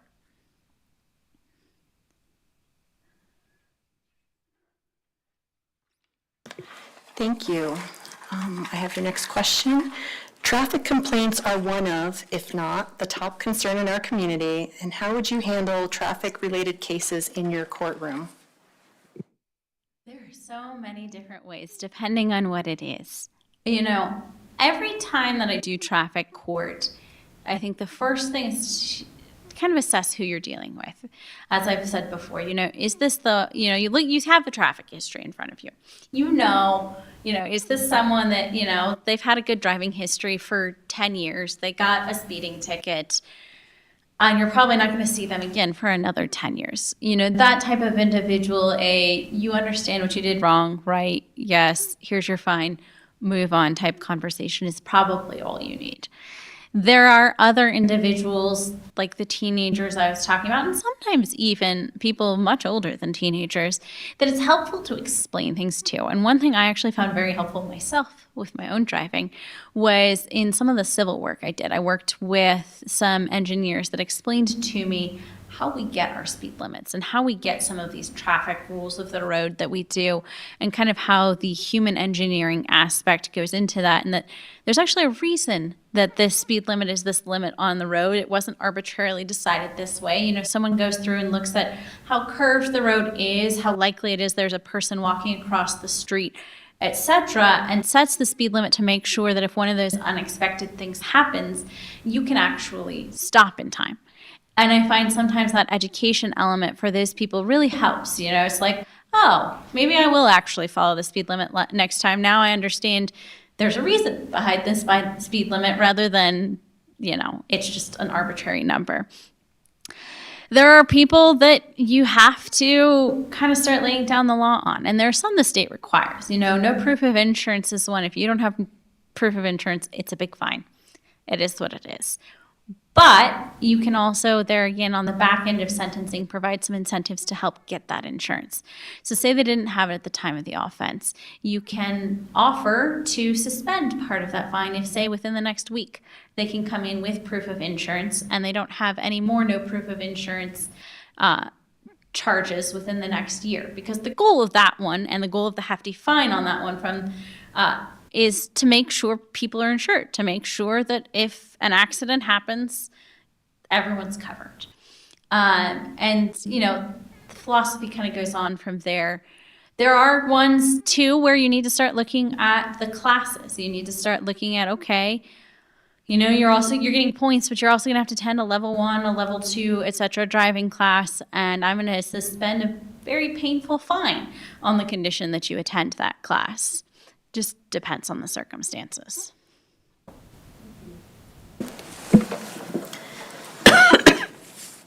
Okay, you have one final question, and you have 5 minutes left, so that's perfect. What should we know about you that we haven't asked that would assist us in determining whether you are a good fit as the City of North Glen Municipal Court Judge? I think one of the most important things in any job, but particularly for a judge that's going to be a presiding judge of a court, is understanding how they approach an office as a whole. Because I think culture is a hugely important thing. And you can have the most talented people in the world, but if you don't have a good culture in an office, you're only going to get so far. And so I have done a lot of work myself on leadership trainings and various things like that. I've talked about some of them with motivational interviewing, but I really think that it's important to pay attention to culture. And I don't mean just generally walking in and assessing the culture. No, I mean, how can I make sure that there is a good culture? I read a really good leadership book recently that talked about making sure that we see people as people. And first, it sounds obvious, of course. But the example it used was very fascinating and probably very convicting. It talks about being on an airplane and how there's a free seat next to you. And it gives one example of, there's a bunch of people boarding. Okay, I see someone who needs a seat, I'm gonna give them the seat. That's seeing people as people. And then there's that other time, which we've also probably all been, where you're like, I've just had a bad day, I'm not gonna have anyone sit next to me, I'm gonna spread out as much as I possibly can. And that's more seeing people as objects and putting yourself and your needs before anyone else around you. And so it's making sure that when you're establishing a culture, that you are seeing people as people. And so, it's one of the things I do with, with clerks or with whomever I'm working with is, how's your day? And not just asking how's your day and bobbing along, but, then remembering there was this cookie shop that they really raved about. So I'm gonna go stop by this cookie shop that they really raved about and bring in those cookies next time. Or I know they're car shopping because, their car is not working so well, and ask them how their car shopping is doing. And really care about the people you are working with. And I mean everyone. It's very important to me to work with people from the lowest levels to the highest levels. Everyone has a job to do. Everyone's job is important, and I want everyone to feel that their job is important. Great. Well, thank you. We've come to the end of our questions. All right. We appreciate your time. Thank you. Have a nice evening. You too. Thank you.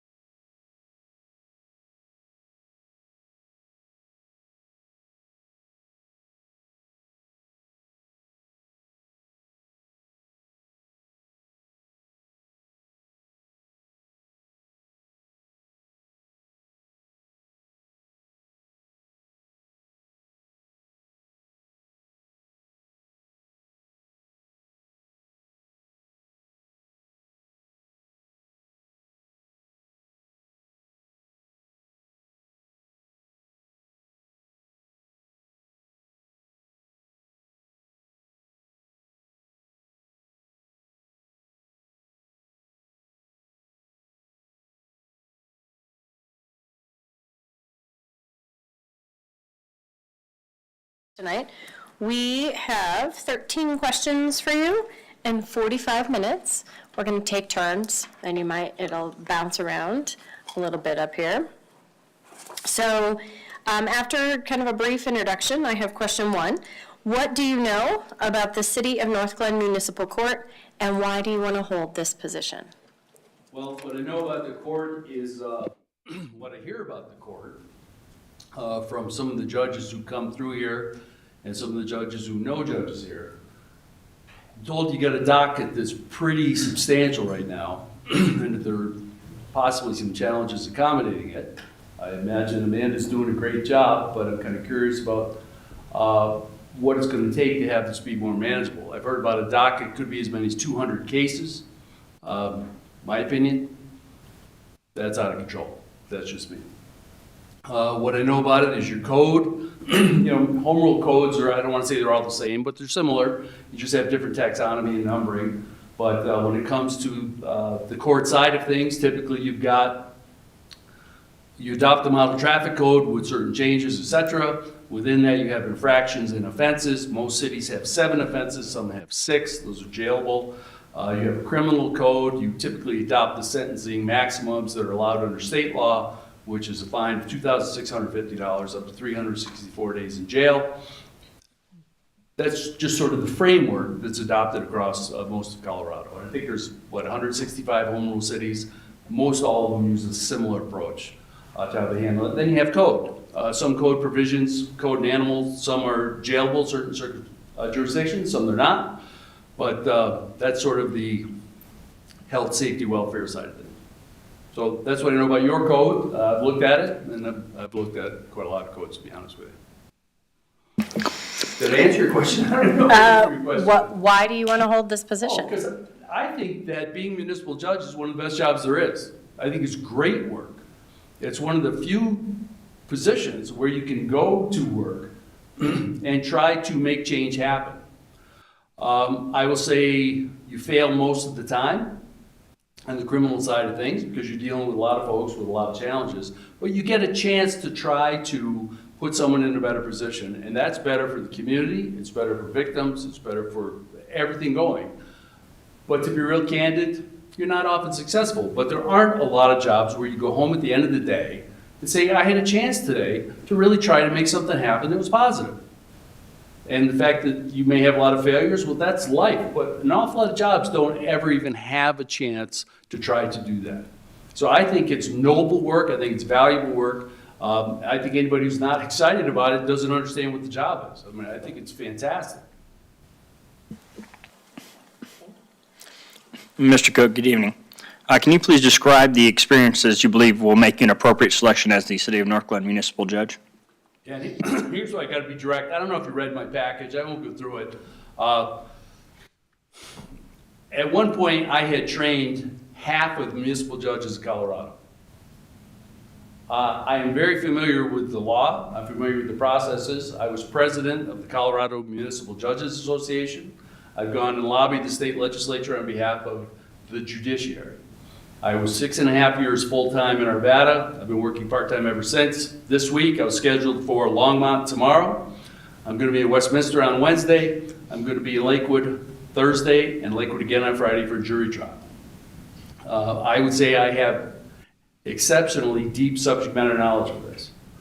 If you want more line by line, I'm happy to give it to you, but I put together the first training program in the state for municipal court judges. We call it the Municipal Court Judge Boot Camp.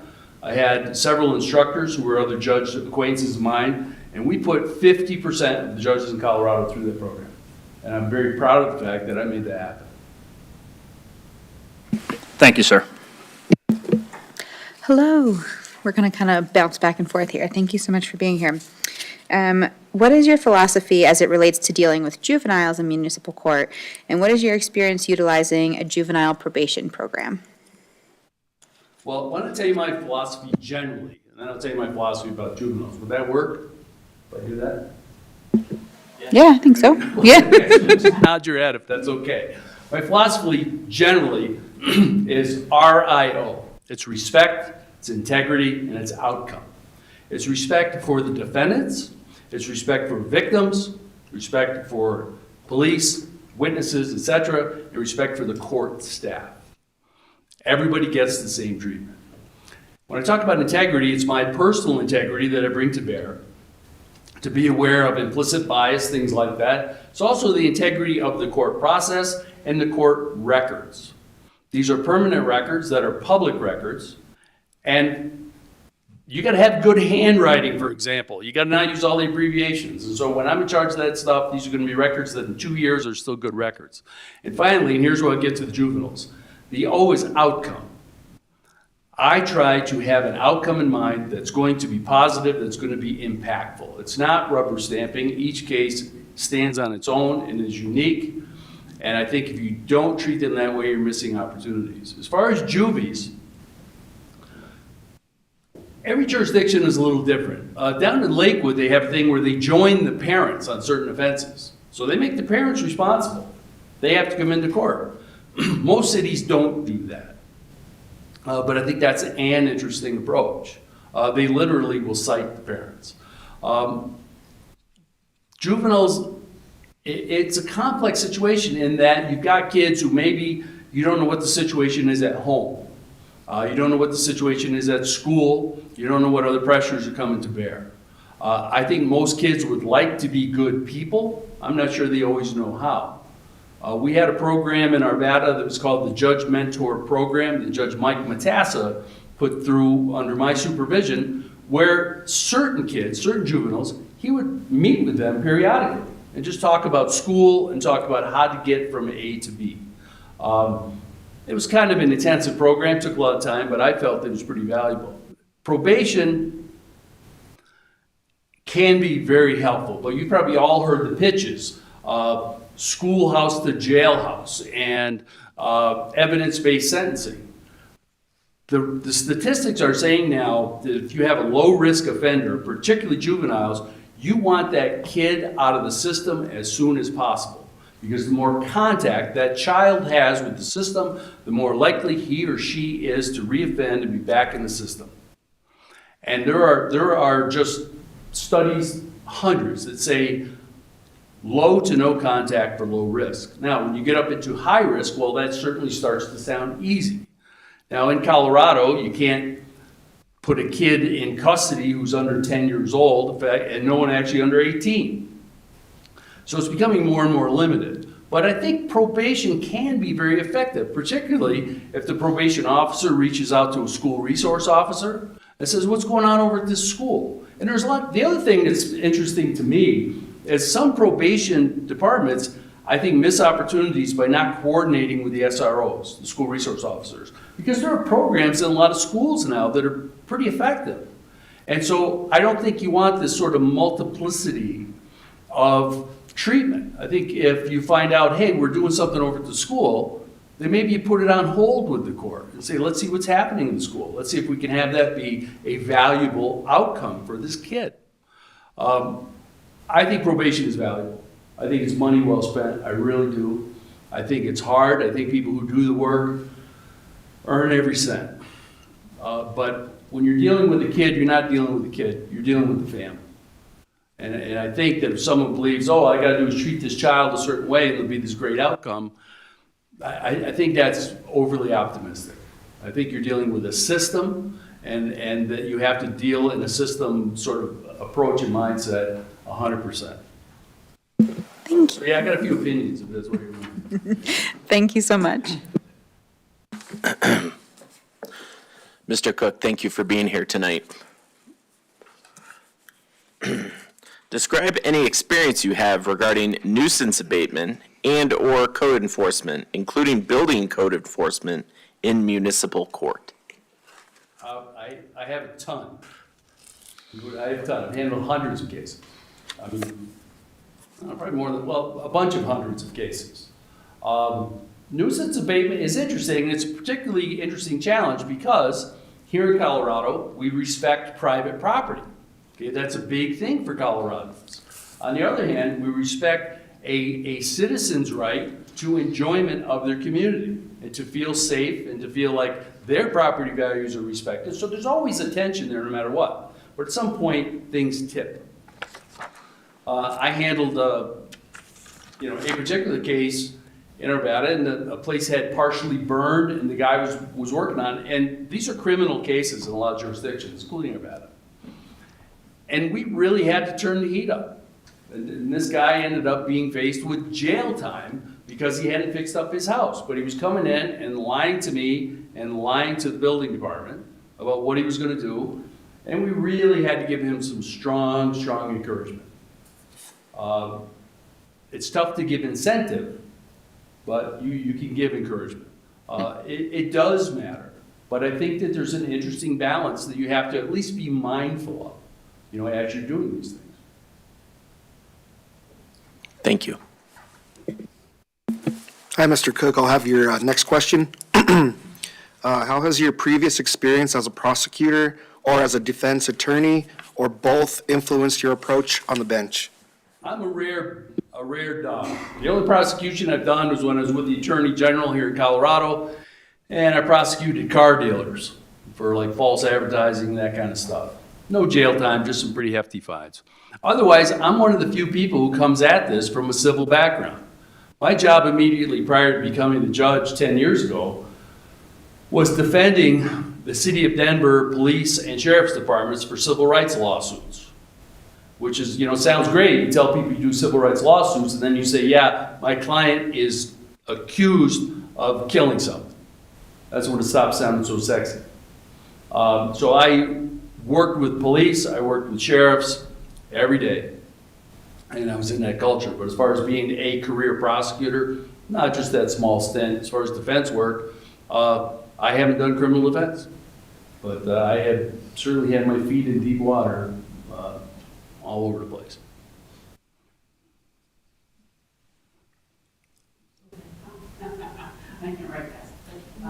Yep, I even made myself a note this time. Hi. Without specifying any court, would you give examples of good practices that you have observed in other municipal courts and practices you would improve upon from other courts? Well, that's really well put. Opportunities for improvement, huh? Yeah, I like what I see down in Lakewood. I think their probation department is really strong. I think they do a good job with juveniles in particular. I like what I'm seeing down there. Longmont also, good people trying to do really good work. I think things that I see that maybe trouble me is I'm real deliberate. When people come into court, usually they've read their rights. And I always ask everybody the same questions. Did you read your rights? Did you understand your rights? Do you have any question about your rights? Do you have any question about what's going on? Because people are really nervous. I don't know if you've ever stood in court. It can be a little nervous for folks. They're often confused, and I make real sure that I do the best job I can so that they are getting it's their rights protected. There are some courts that kind of plow through that way too quickly for my preference. I did a docket in Arvada. We had 30, 40 cases. And a woman came up afterwards. She said, Judge, I can't believe I've been watching you for the last hour or two. And you say the same thing to each person. But each time you say it, it's as if you've never said it before in your life. Like, how do you do it? And I said, I've never said it to that person before. Because these are my rights. These are my kids' rights. These are their teachers' rights. This stuff matters, and I get the honor of being the one that makes sure we cover the ground we're required to cover. There's just nothing better. So when I see people kind of rip through it quickly, I'm like, oh, come on, really? We could do a little better. But that's just me.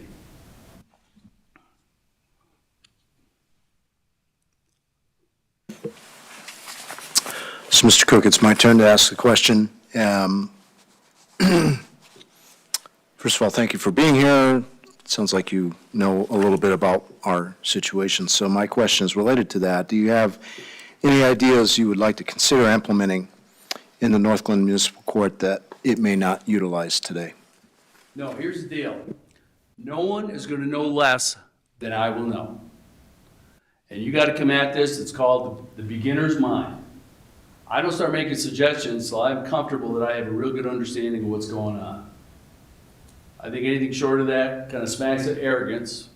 I'm a quick study, and I make decisions quickly. And I think if I've got one specialty, it's sort of getting operations to run a little more smoothly.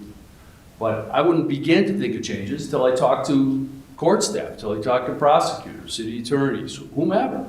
Just say, what are you seeing? What do you like? What could be better? What are some of the things that you see as users of the system?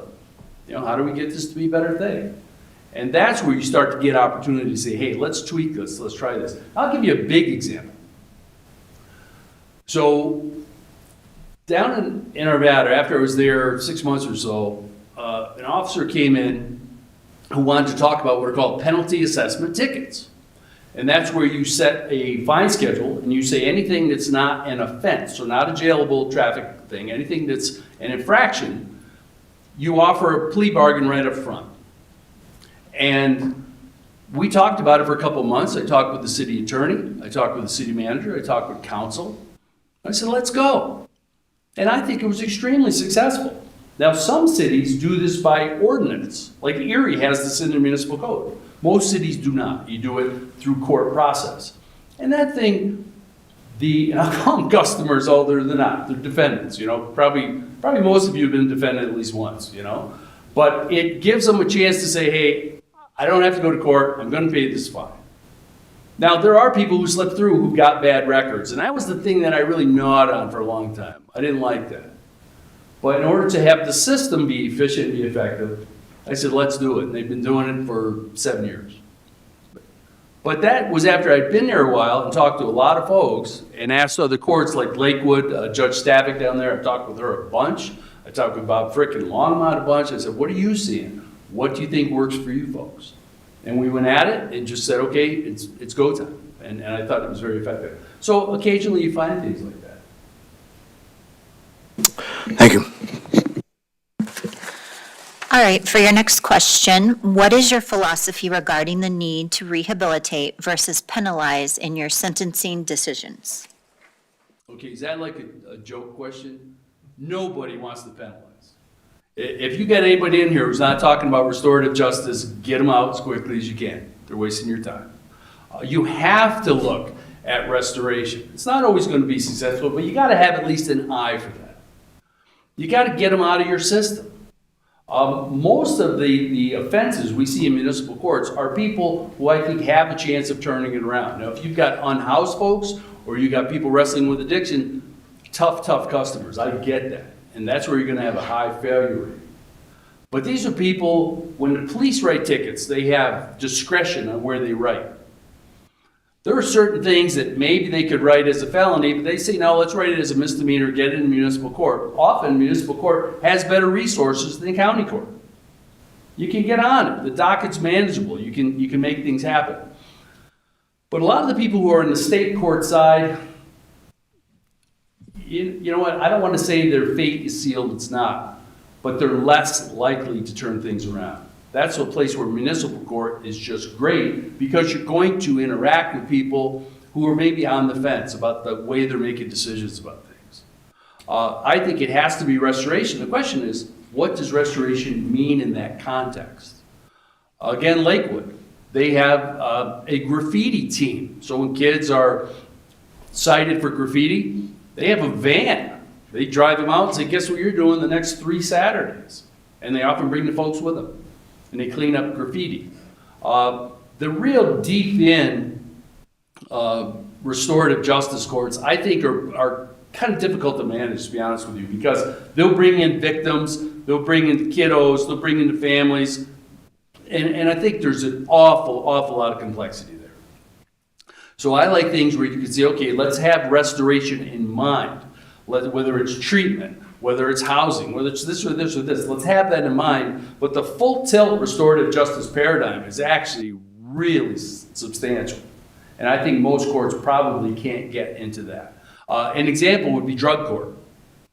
Like if you have a court that is drug court, you know, it's deeply aimed at treatment and has access to resources, knowledge about resources. Those are pretty good, I would say, an example of restorative justice. But other ones, like where you bring in the victim of theft and things like that, a lot of people don't want to come to court. They don't want to spend an afternoon goofing around. You may have a prosecutor who says, look, I don't have time in my day for this, to manage this. So it really is coming back to balancing and try to find those things that will be impactful. And I'd say particularly with juveniles. I think you get an awful lot of return on your investment when you're working with juveniles if you do it effectively.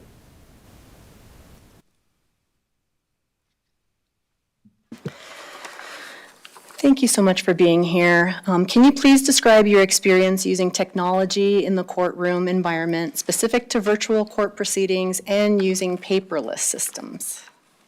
Yeah, how much time you got? I have been around a ton of it. I'd say right now, I'd say one city don't be like Lakewood. Lakewood is paperless, and it's very interesting, like literally no papers. And so if I want to see driving history, I'd go over on this screen on my left. I can click that, incident report, the whole deal. It's wild.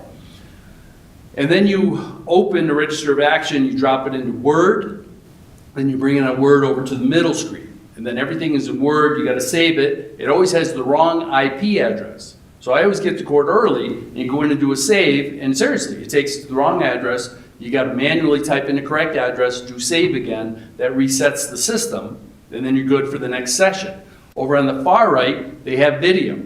So you're looking at 3 screens. I've been told I'm excellent at it. It's crazy. I'd rather be connecting with the defendant one-to-one, but they do a lot of virtual stuff. I'll tell you what's an interesting one is when you've got an interpreter who's on the screen, who's not even with the defendant. Defendant's somewhere else, also on a screen. And that's where you're going, man, I hope that they are communicating here. I really do. I'd say I have great facility. I've used a bunch of systems, Journal, Tyler. The one in Lakewood is kind of a heavy dose of homemade. And my opinion is they didn't involve the judges early enough in the process. Now, if you look what's going on, so Longmont, I've been working up in Longmont a lot because they're going through all these meetings for conversion. You know, they're going to a paperless system, which is great because Judge Frick's handwriting is illegible. Like I literally will say to the clerk, you got any idea what this says? And they're like, no, not really. Okay, we're in a tough spot. Also, the prosecutor, there were times when I have to ask him to come in. I'm like, come on, buddy, this isn't that busy of a docket. But when they type it, I love that. I really do. The next challenge, I'll give you the heads up, the next challenge is they abbreviate everything. Just say, come on, use your words, would you? I mean, seriously. But I've been around a lot of different systems. I love them. I think they are absolutely excellent. I mean, paper is a nice little reprieve. It's just like, oh yeah, you know, you're just writing in pencil, life is good. But once you get the hang of the system, it really is excellent. Another thing, and maybe you're all doing this anyway, but when I'm on the middle screen working on the docket notes, so register of action stuff, I pre-populate a lot of the stuff because it's in Word. So I can just, you know, like cut and paste. So they have a clipboard. I'll put like 10 things. Defendant appeared with parent, defendant appeared with counsel, defendant advised, this. All I gotta do is click it, so I'm not typing all the time. Great. Yeah, I like it. I really do. I think it's super helpful. And again, the other thing I like is that the records, again, while they may be full of abbreviations and stuff, can be read in a year, in 2 years. You don't have to go find the person who wrote it to know what they said. And that to me is a piece of the integrity that you really have to have. And again, I don't know where you are, but get the judges involved up front. Like up in Longmont, Frick he was the first one. So they're doing his wish list before they even did the clerks. And I think it's going to be really helpful. Thank you. Oh, can I tell you something else about this? So I also worked for a consultancy for a while. What I think is time well invested is doing process flows before you even start. Like pick 8 processes, you know, whether it's cash, whether it's warrants, whether it's this or this, and do a complete process flow. And I guarantee you will find redundancies just by doing a detailed process flow. And when we did this in Arvada, it was so valuable because I was there at the beginning of conversion.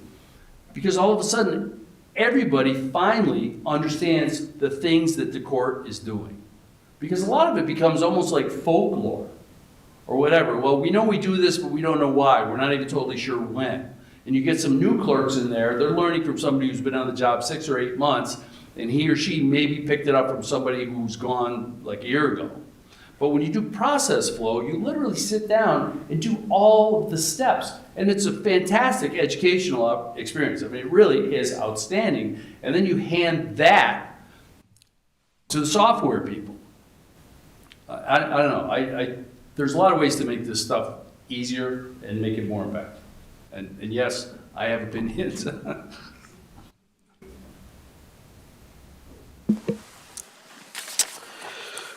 Next question is from me again. That is, should you lack prior bench experience, what knowledge or experience do you have, and what makes you best qualified for this position? And the second question is, what steps would you take to gain the abilities to be an effective municipal court judge? Okay, so pretend I haven't been doing it for 10 years? Sure. Okay, I've handled thousands of cases as a judge. I've also handled thousands of cases as a litigator. You know, I started doing litigation in 1984. I know, I'm very old, but I'm experienced. That kind of pays off, but I'll tell you this.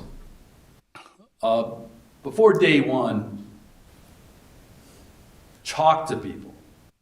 You know, and again, you can't, like I'm real big on protocol. For example, I wouldn't call the chief of police without first calling either city manager or mayor who's ever in charge.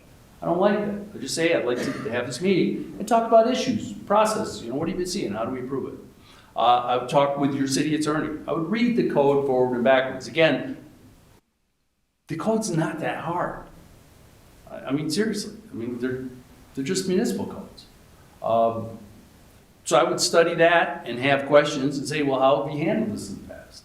But another thing that I think can be helpful, this is a real specific example. So in Arvada, if you go down to Arvada on the 4th of July, it's a free fire zone. I've never seen so many fireworks anywhere in my life. And so I talked with the chief, I talked with the mayor, and I said, hey, what's your take on fireworks? They said, we've had enough. We're getting complaints, it's out of control. I said, well, let me tell you what I'm gonna do. I'm gonna start imposing some big fines.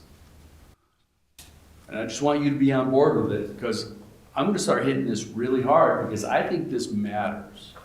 They did a couple press releases, some other things, and when it came time, I'm like, hey, it's over. We put it in the paper, we put it on the website, we told you it was coming. You owe me $1,000. And that kind of had a pretty good impact. So a piece of this job is not to have council control me, because you want independent judiciary, but it's to say, what's important to you as legislators?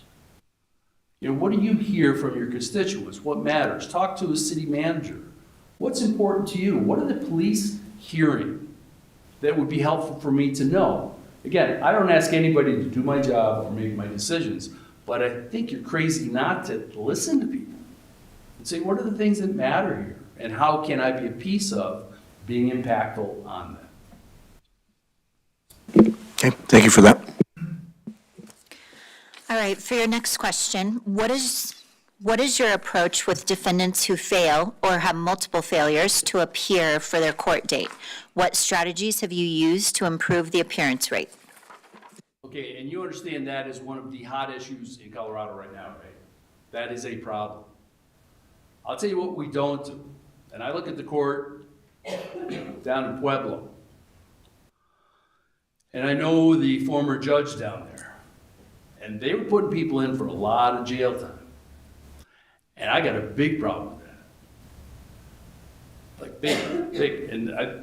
And one guy finally got out, went in on habeas, said you can't put a guy in jail for 1.5 years because he didn't come to court. That was the outrageous line, far line in the sand, whatever you want to call it. Some cities have failure to appear as a separate chargeable offense. Lakewood is one. That's considered a new offense. I think an approach that could be effective is treat it as in the nature of contempt of court. If people don't come, at some point, I put a warrant out. and I see get here. Now, the truth is, most folks you're gonna release on personal recognizance bond, but if you can get them on video, like if they're being held in county jail, you talk to them on video, you may have a chance to resolve this. There are times, if I've got somebody who's not showing up for my court, they're probably in trouble elsewhere. So you say, oh, this person's in Jeffco. And then you find out that they're serving a sentence in Jeffco. There's no shame in saying, I want to talk to this defendant, get him to acknowledge what's up, and take a look at just having the Jeffco sentence be the sentence going forward.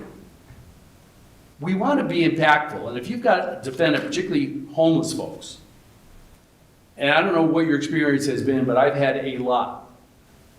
Half of them can't tell you what day it is. Their watches were stolen a long time ago. They got no phones.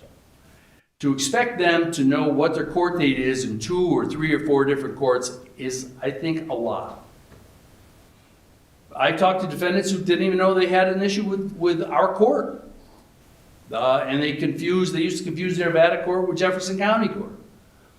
They're just spinning around.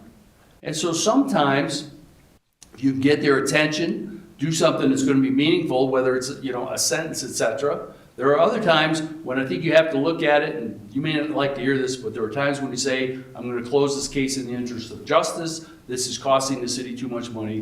Bird dogging this. Now, that's a last ditch for me.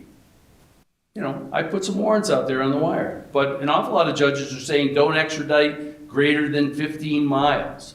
All different kinds of conditions, which I think can be confusing to law enforcement. Because they have to read through and say, okay, what's the terms on this one? We're seeing a lot of changes through the legislature about this issue. Like this is a hot topic right now in the state legislature. And I think we're going to see some more changes come out a little bit later in the year. But it's frustrating as it gets. I mean, it really is. Because all you want is them to come in, acknowledge that they had this issue. You want them to take responsibility and do something that makes sense and makes it look like justice has been served. But when they don't even show up, it's reasonable to be very frustrated. I'll tell you what I don't do. I don't toss them in jail.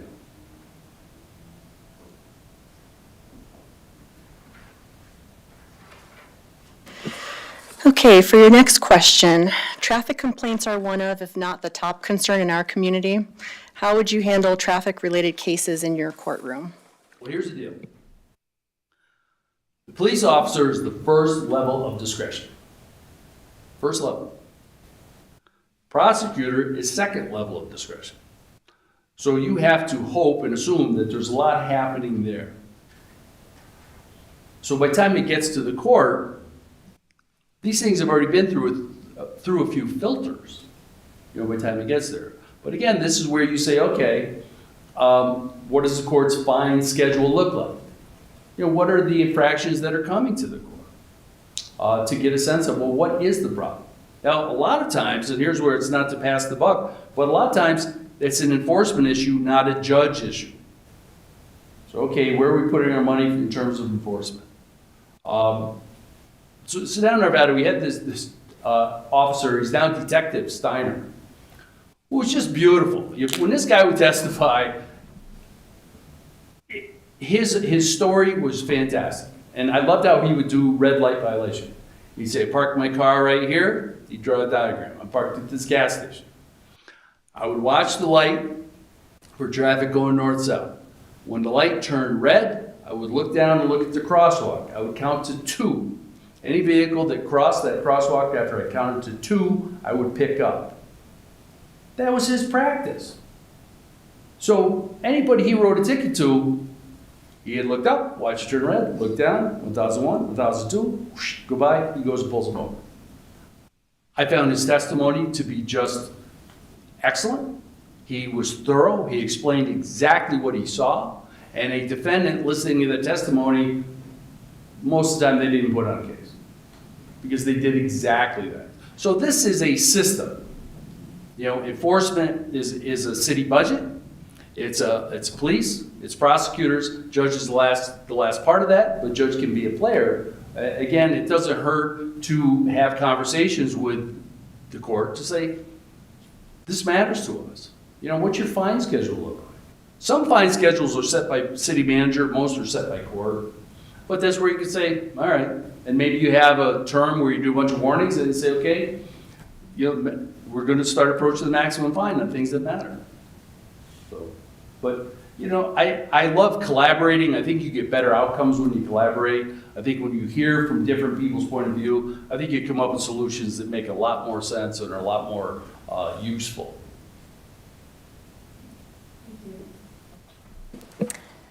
Okay, last question. And you have about 5 minutes left, so it's working out. What should we know about you that we haven't asked that would assist us in determining whether you are a good fit as the City of North Glen Municipal Judge? I don't know. I'm the most qualified person who you're gonna talk to, period. I don't care who you bring in. There's nobody more qualified. That's just fact. If it sounds arrogant, I apologize, but I've been doing this a long time. I know what's going on. You have to decide what fits with sort of your agenda or your goals or whatever. I've managed lots and lots of people. I've managed lots and lots of budgets. I know how cities work. As you may have seen, I was on city council in Edgewater for 5 years. I was city council president for 4.5. I get your jobs. I know how to work within that system. I know how to collaborate with a chief of police, with a city manager, with the mayor, with the council. This is not foreign territory to me. This is my backyard. So I get it, and I hit the ground running when I do this stuff. One thing that I'll be real clear about is, so, off the record, I'm an hysterically funny person. I'm a very funny person. I know that, and I like that about myself. But when I'm on the bench, it's all business. Period. I'm polite, I'm kind, I'm respectful, but there's no goofing around. I got game, and I know when it's game time. Doesn't mean I'm not respectful. I am, but hey man, this is not something I ever joke around about. So maybe that's something you need to know. And people will say to me, man, you are like the most serious person in the world. I go, this is serious stuff. This is our form of government. You better believe it. I mean, come on. I did crack one joke in 10 years on the bench. So I'll tell you what the joke was, and you can see if it's inappropriate, all right? I had this elderly woman, 90-something, so I think it's okay to say she was elderly. And she was a nun, and she drove into the side of a building and came to court. She was freaking out. I mean, it was awful. I felt so sorry for her. She was a nervous wreck, and she had another nun with her who was about the same age, and they're just trying to survive. They were freaking out. And she mentioned she surrendered her license and all sorts of stuff. And I'm trying to be as kind as I can. I mean, these two women were scared stiff. And so my joke was, I said, so, sister, is it fair to say you went out with a bang? Because I thought that was funny, because she ran into a building. They were so petrified. She, well, yeah, I guess. That was it, never again. I'm like, you don't crack jokes. So that was that. But no, other stuff you need to know. I'm a team player. I believe in making decisions that I can explain. I have no problem saying this is what I'm going to do. And if I'm wrong, I'm the first person to admit it and say we got to go another way. Oh, another thing is not on my resume. I'm the middle child of 5. Okay. So I'm the one that had to negotiate growing up. Like if I wanted mashed potatoes, I had to make a deal. And so that's, there's this thing called birth order preference, but you grow up being somebody who has to work with other people, particularly ones who are, beating the heck out of you. So for me, collaboration, teamwork is that's the place that I like to hang. Thank you. Okay, when do I get questions? Can I ask them? Come on, please. That's not part of our process tonight. Okay, then I'm not going to ask a question, but are you able to share any of the challenges the court's facing and have any thoughts about what it might take to get you where you want to be? Our time is up. So sorry. But we appreciate your time tonight. Thank you so much. Thank you all. Thank you, and I hope you have a great evening. No time. Thank you. Yeah. Thank you. Very nice seeing you.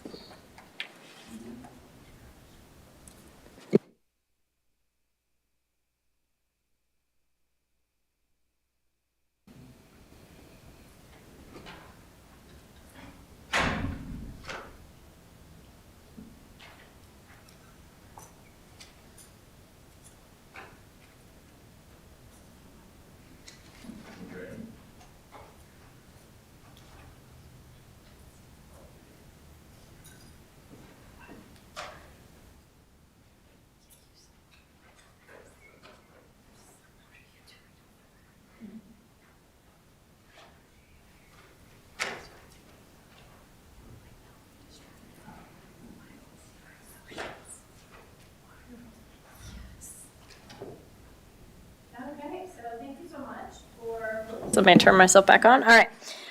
So thank you. We interviewed all 3 candidates.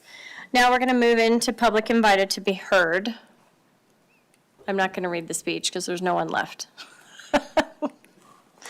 So we are now going to entertain a motion that the city hold executive sessions. Number 1, pursuant to section 4.5B of the City of North Glen Home Rule Charter for the review of applications for any appointive position. Interviews and appointments shall be conducted in an open meeting regarding the municipal judge. 2, pursuant to section 4.5G of the City of North Glen Home Rule Charter for negotiations concerning any contracts except those required to be the subject of competitive bidding regarding the municipal judge. And 3, pursuant to section 4.5A of the City of North Glen's Home Rule Charter for personnel matters regarding council appointee evaluations. So moved. Second. Please open the vote. The vote is open.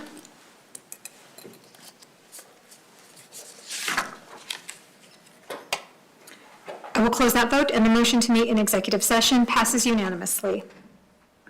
We will adjourn to the executive session.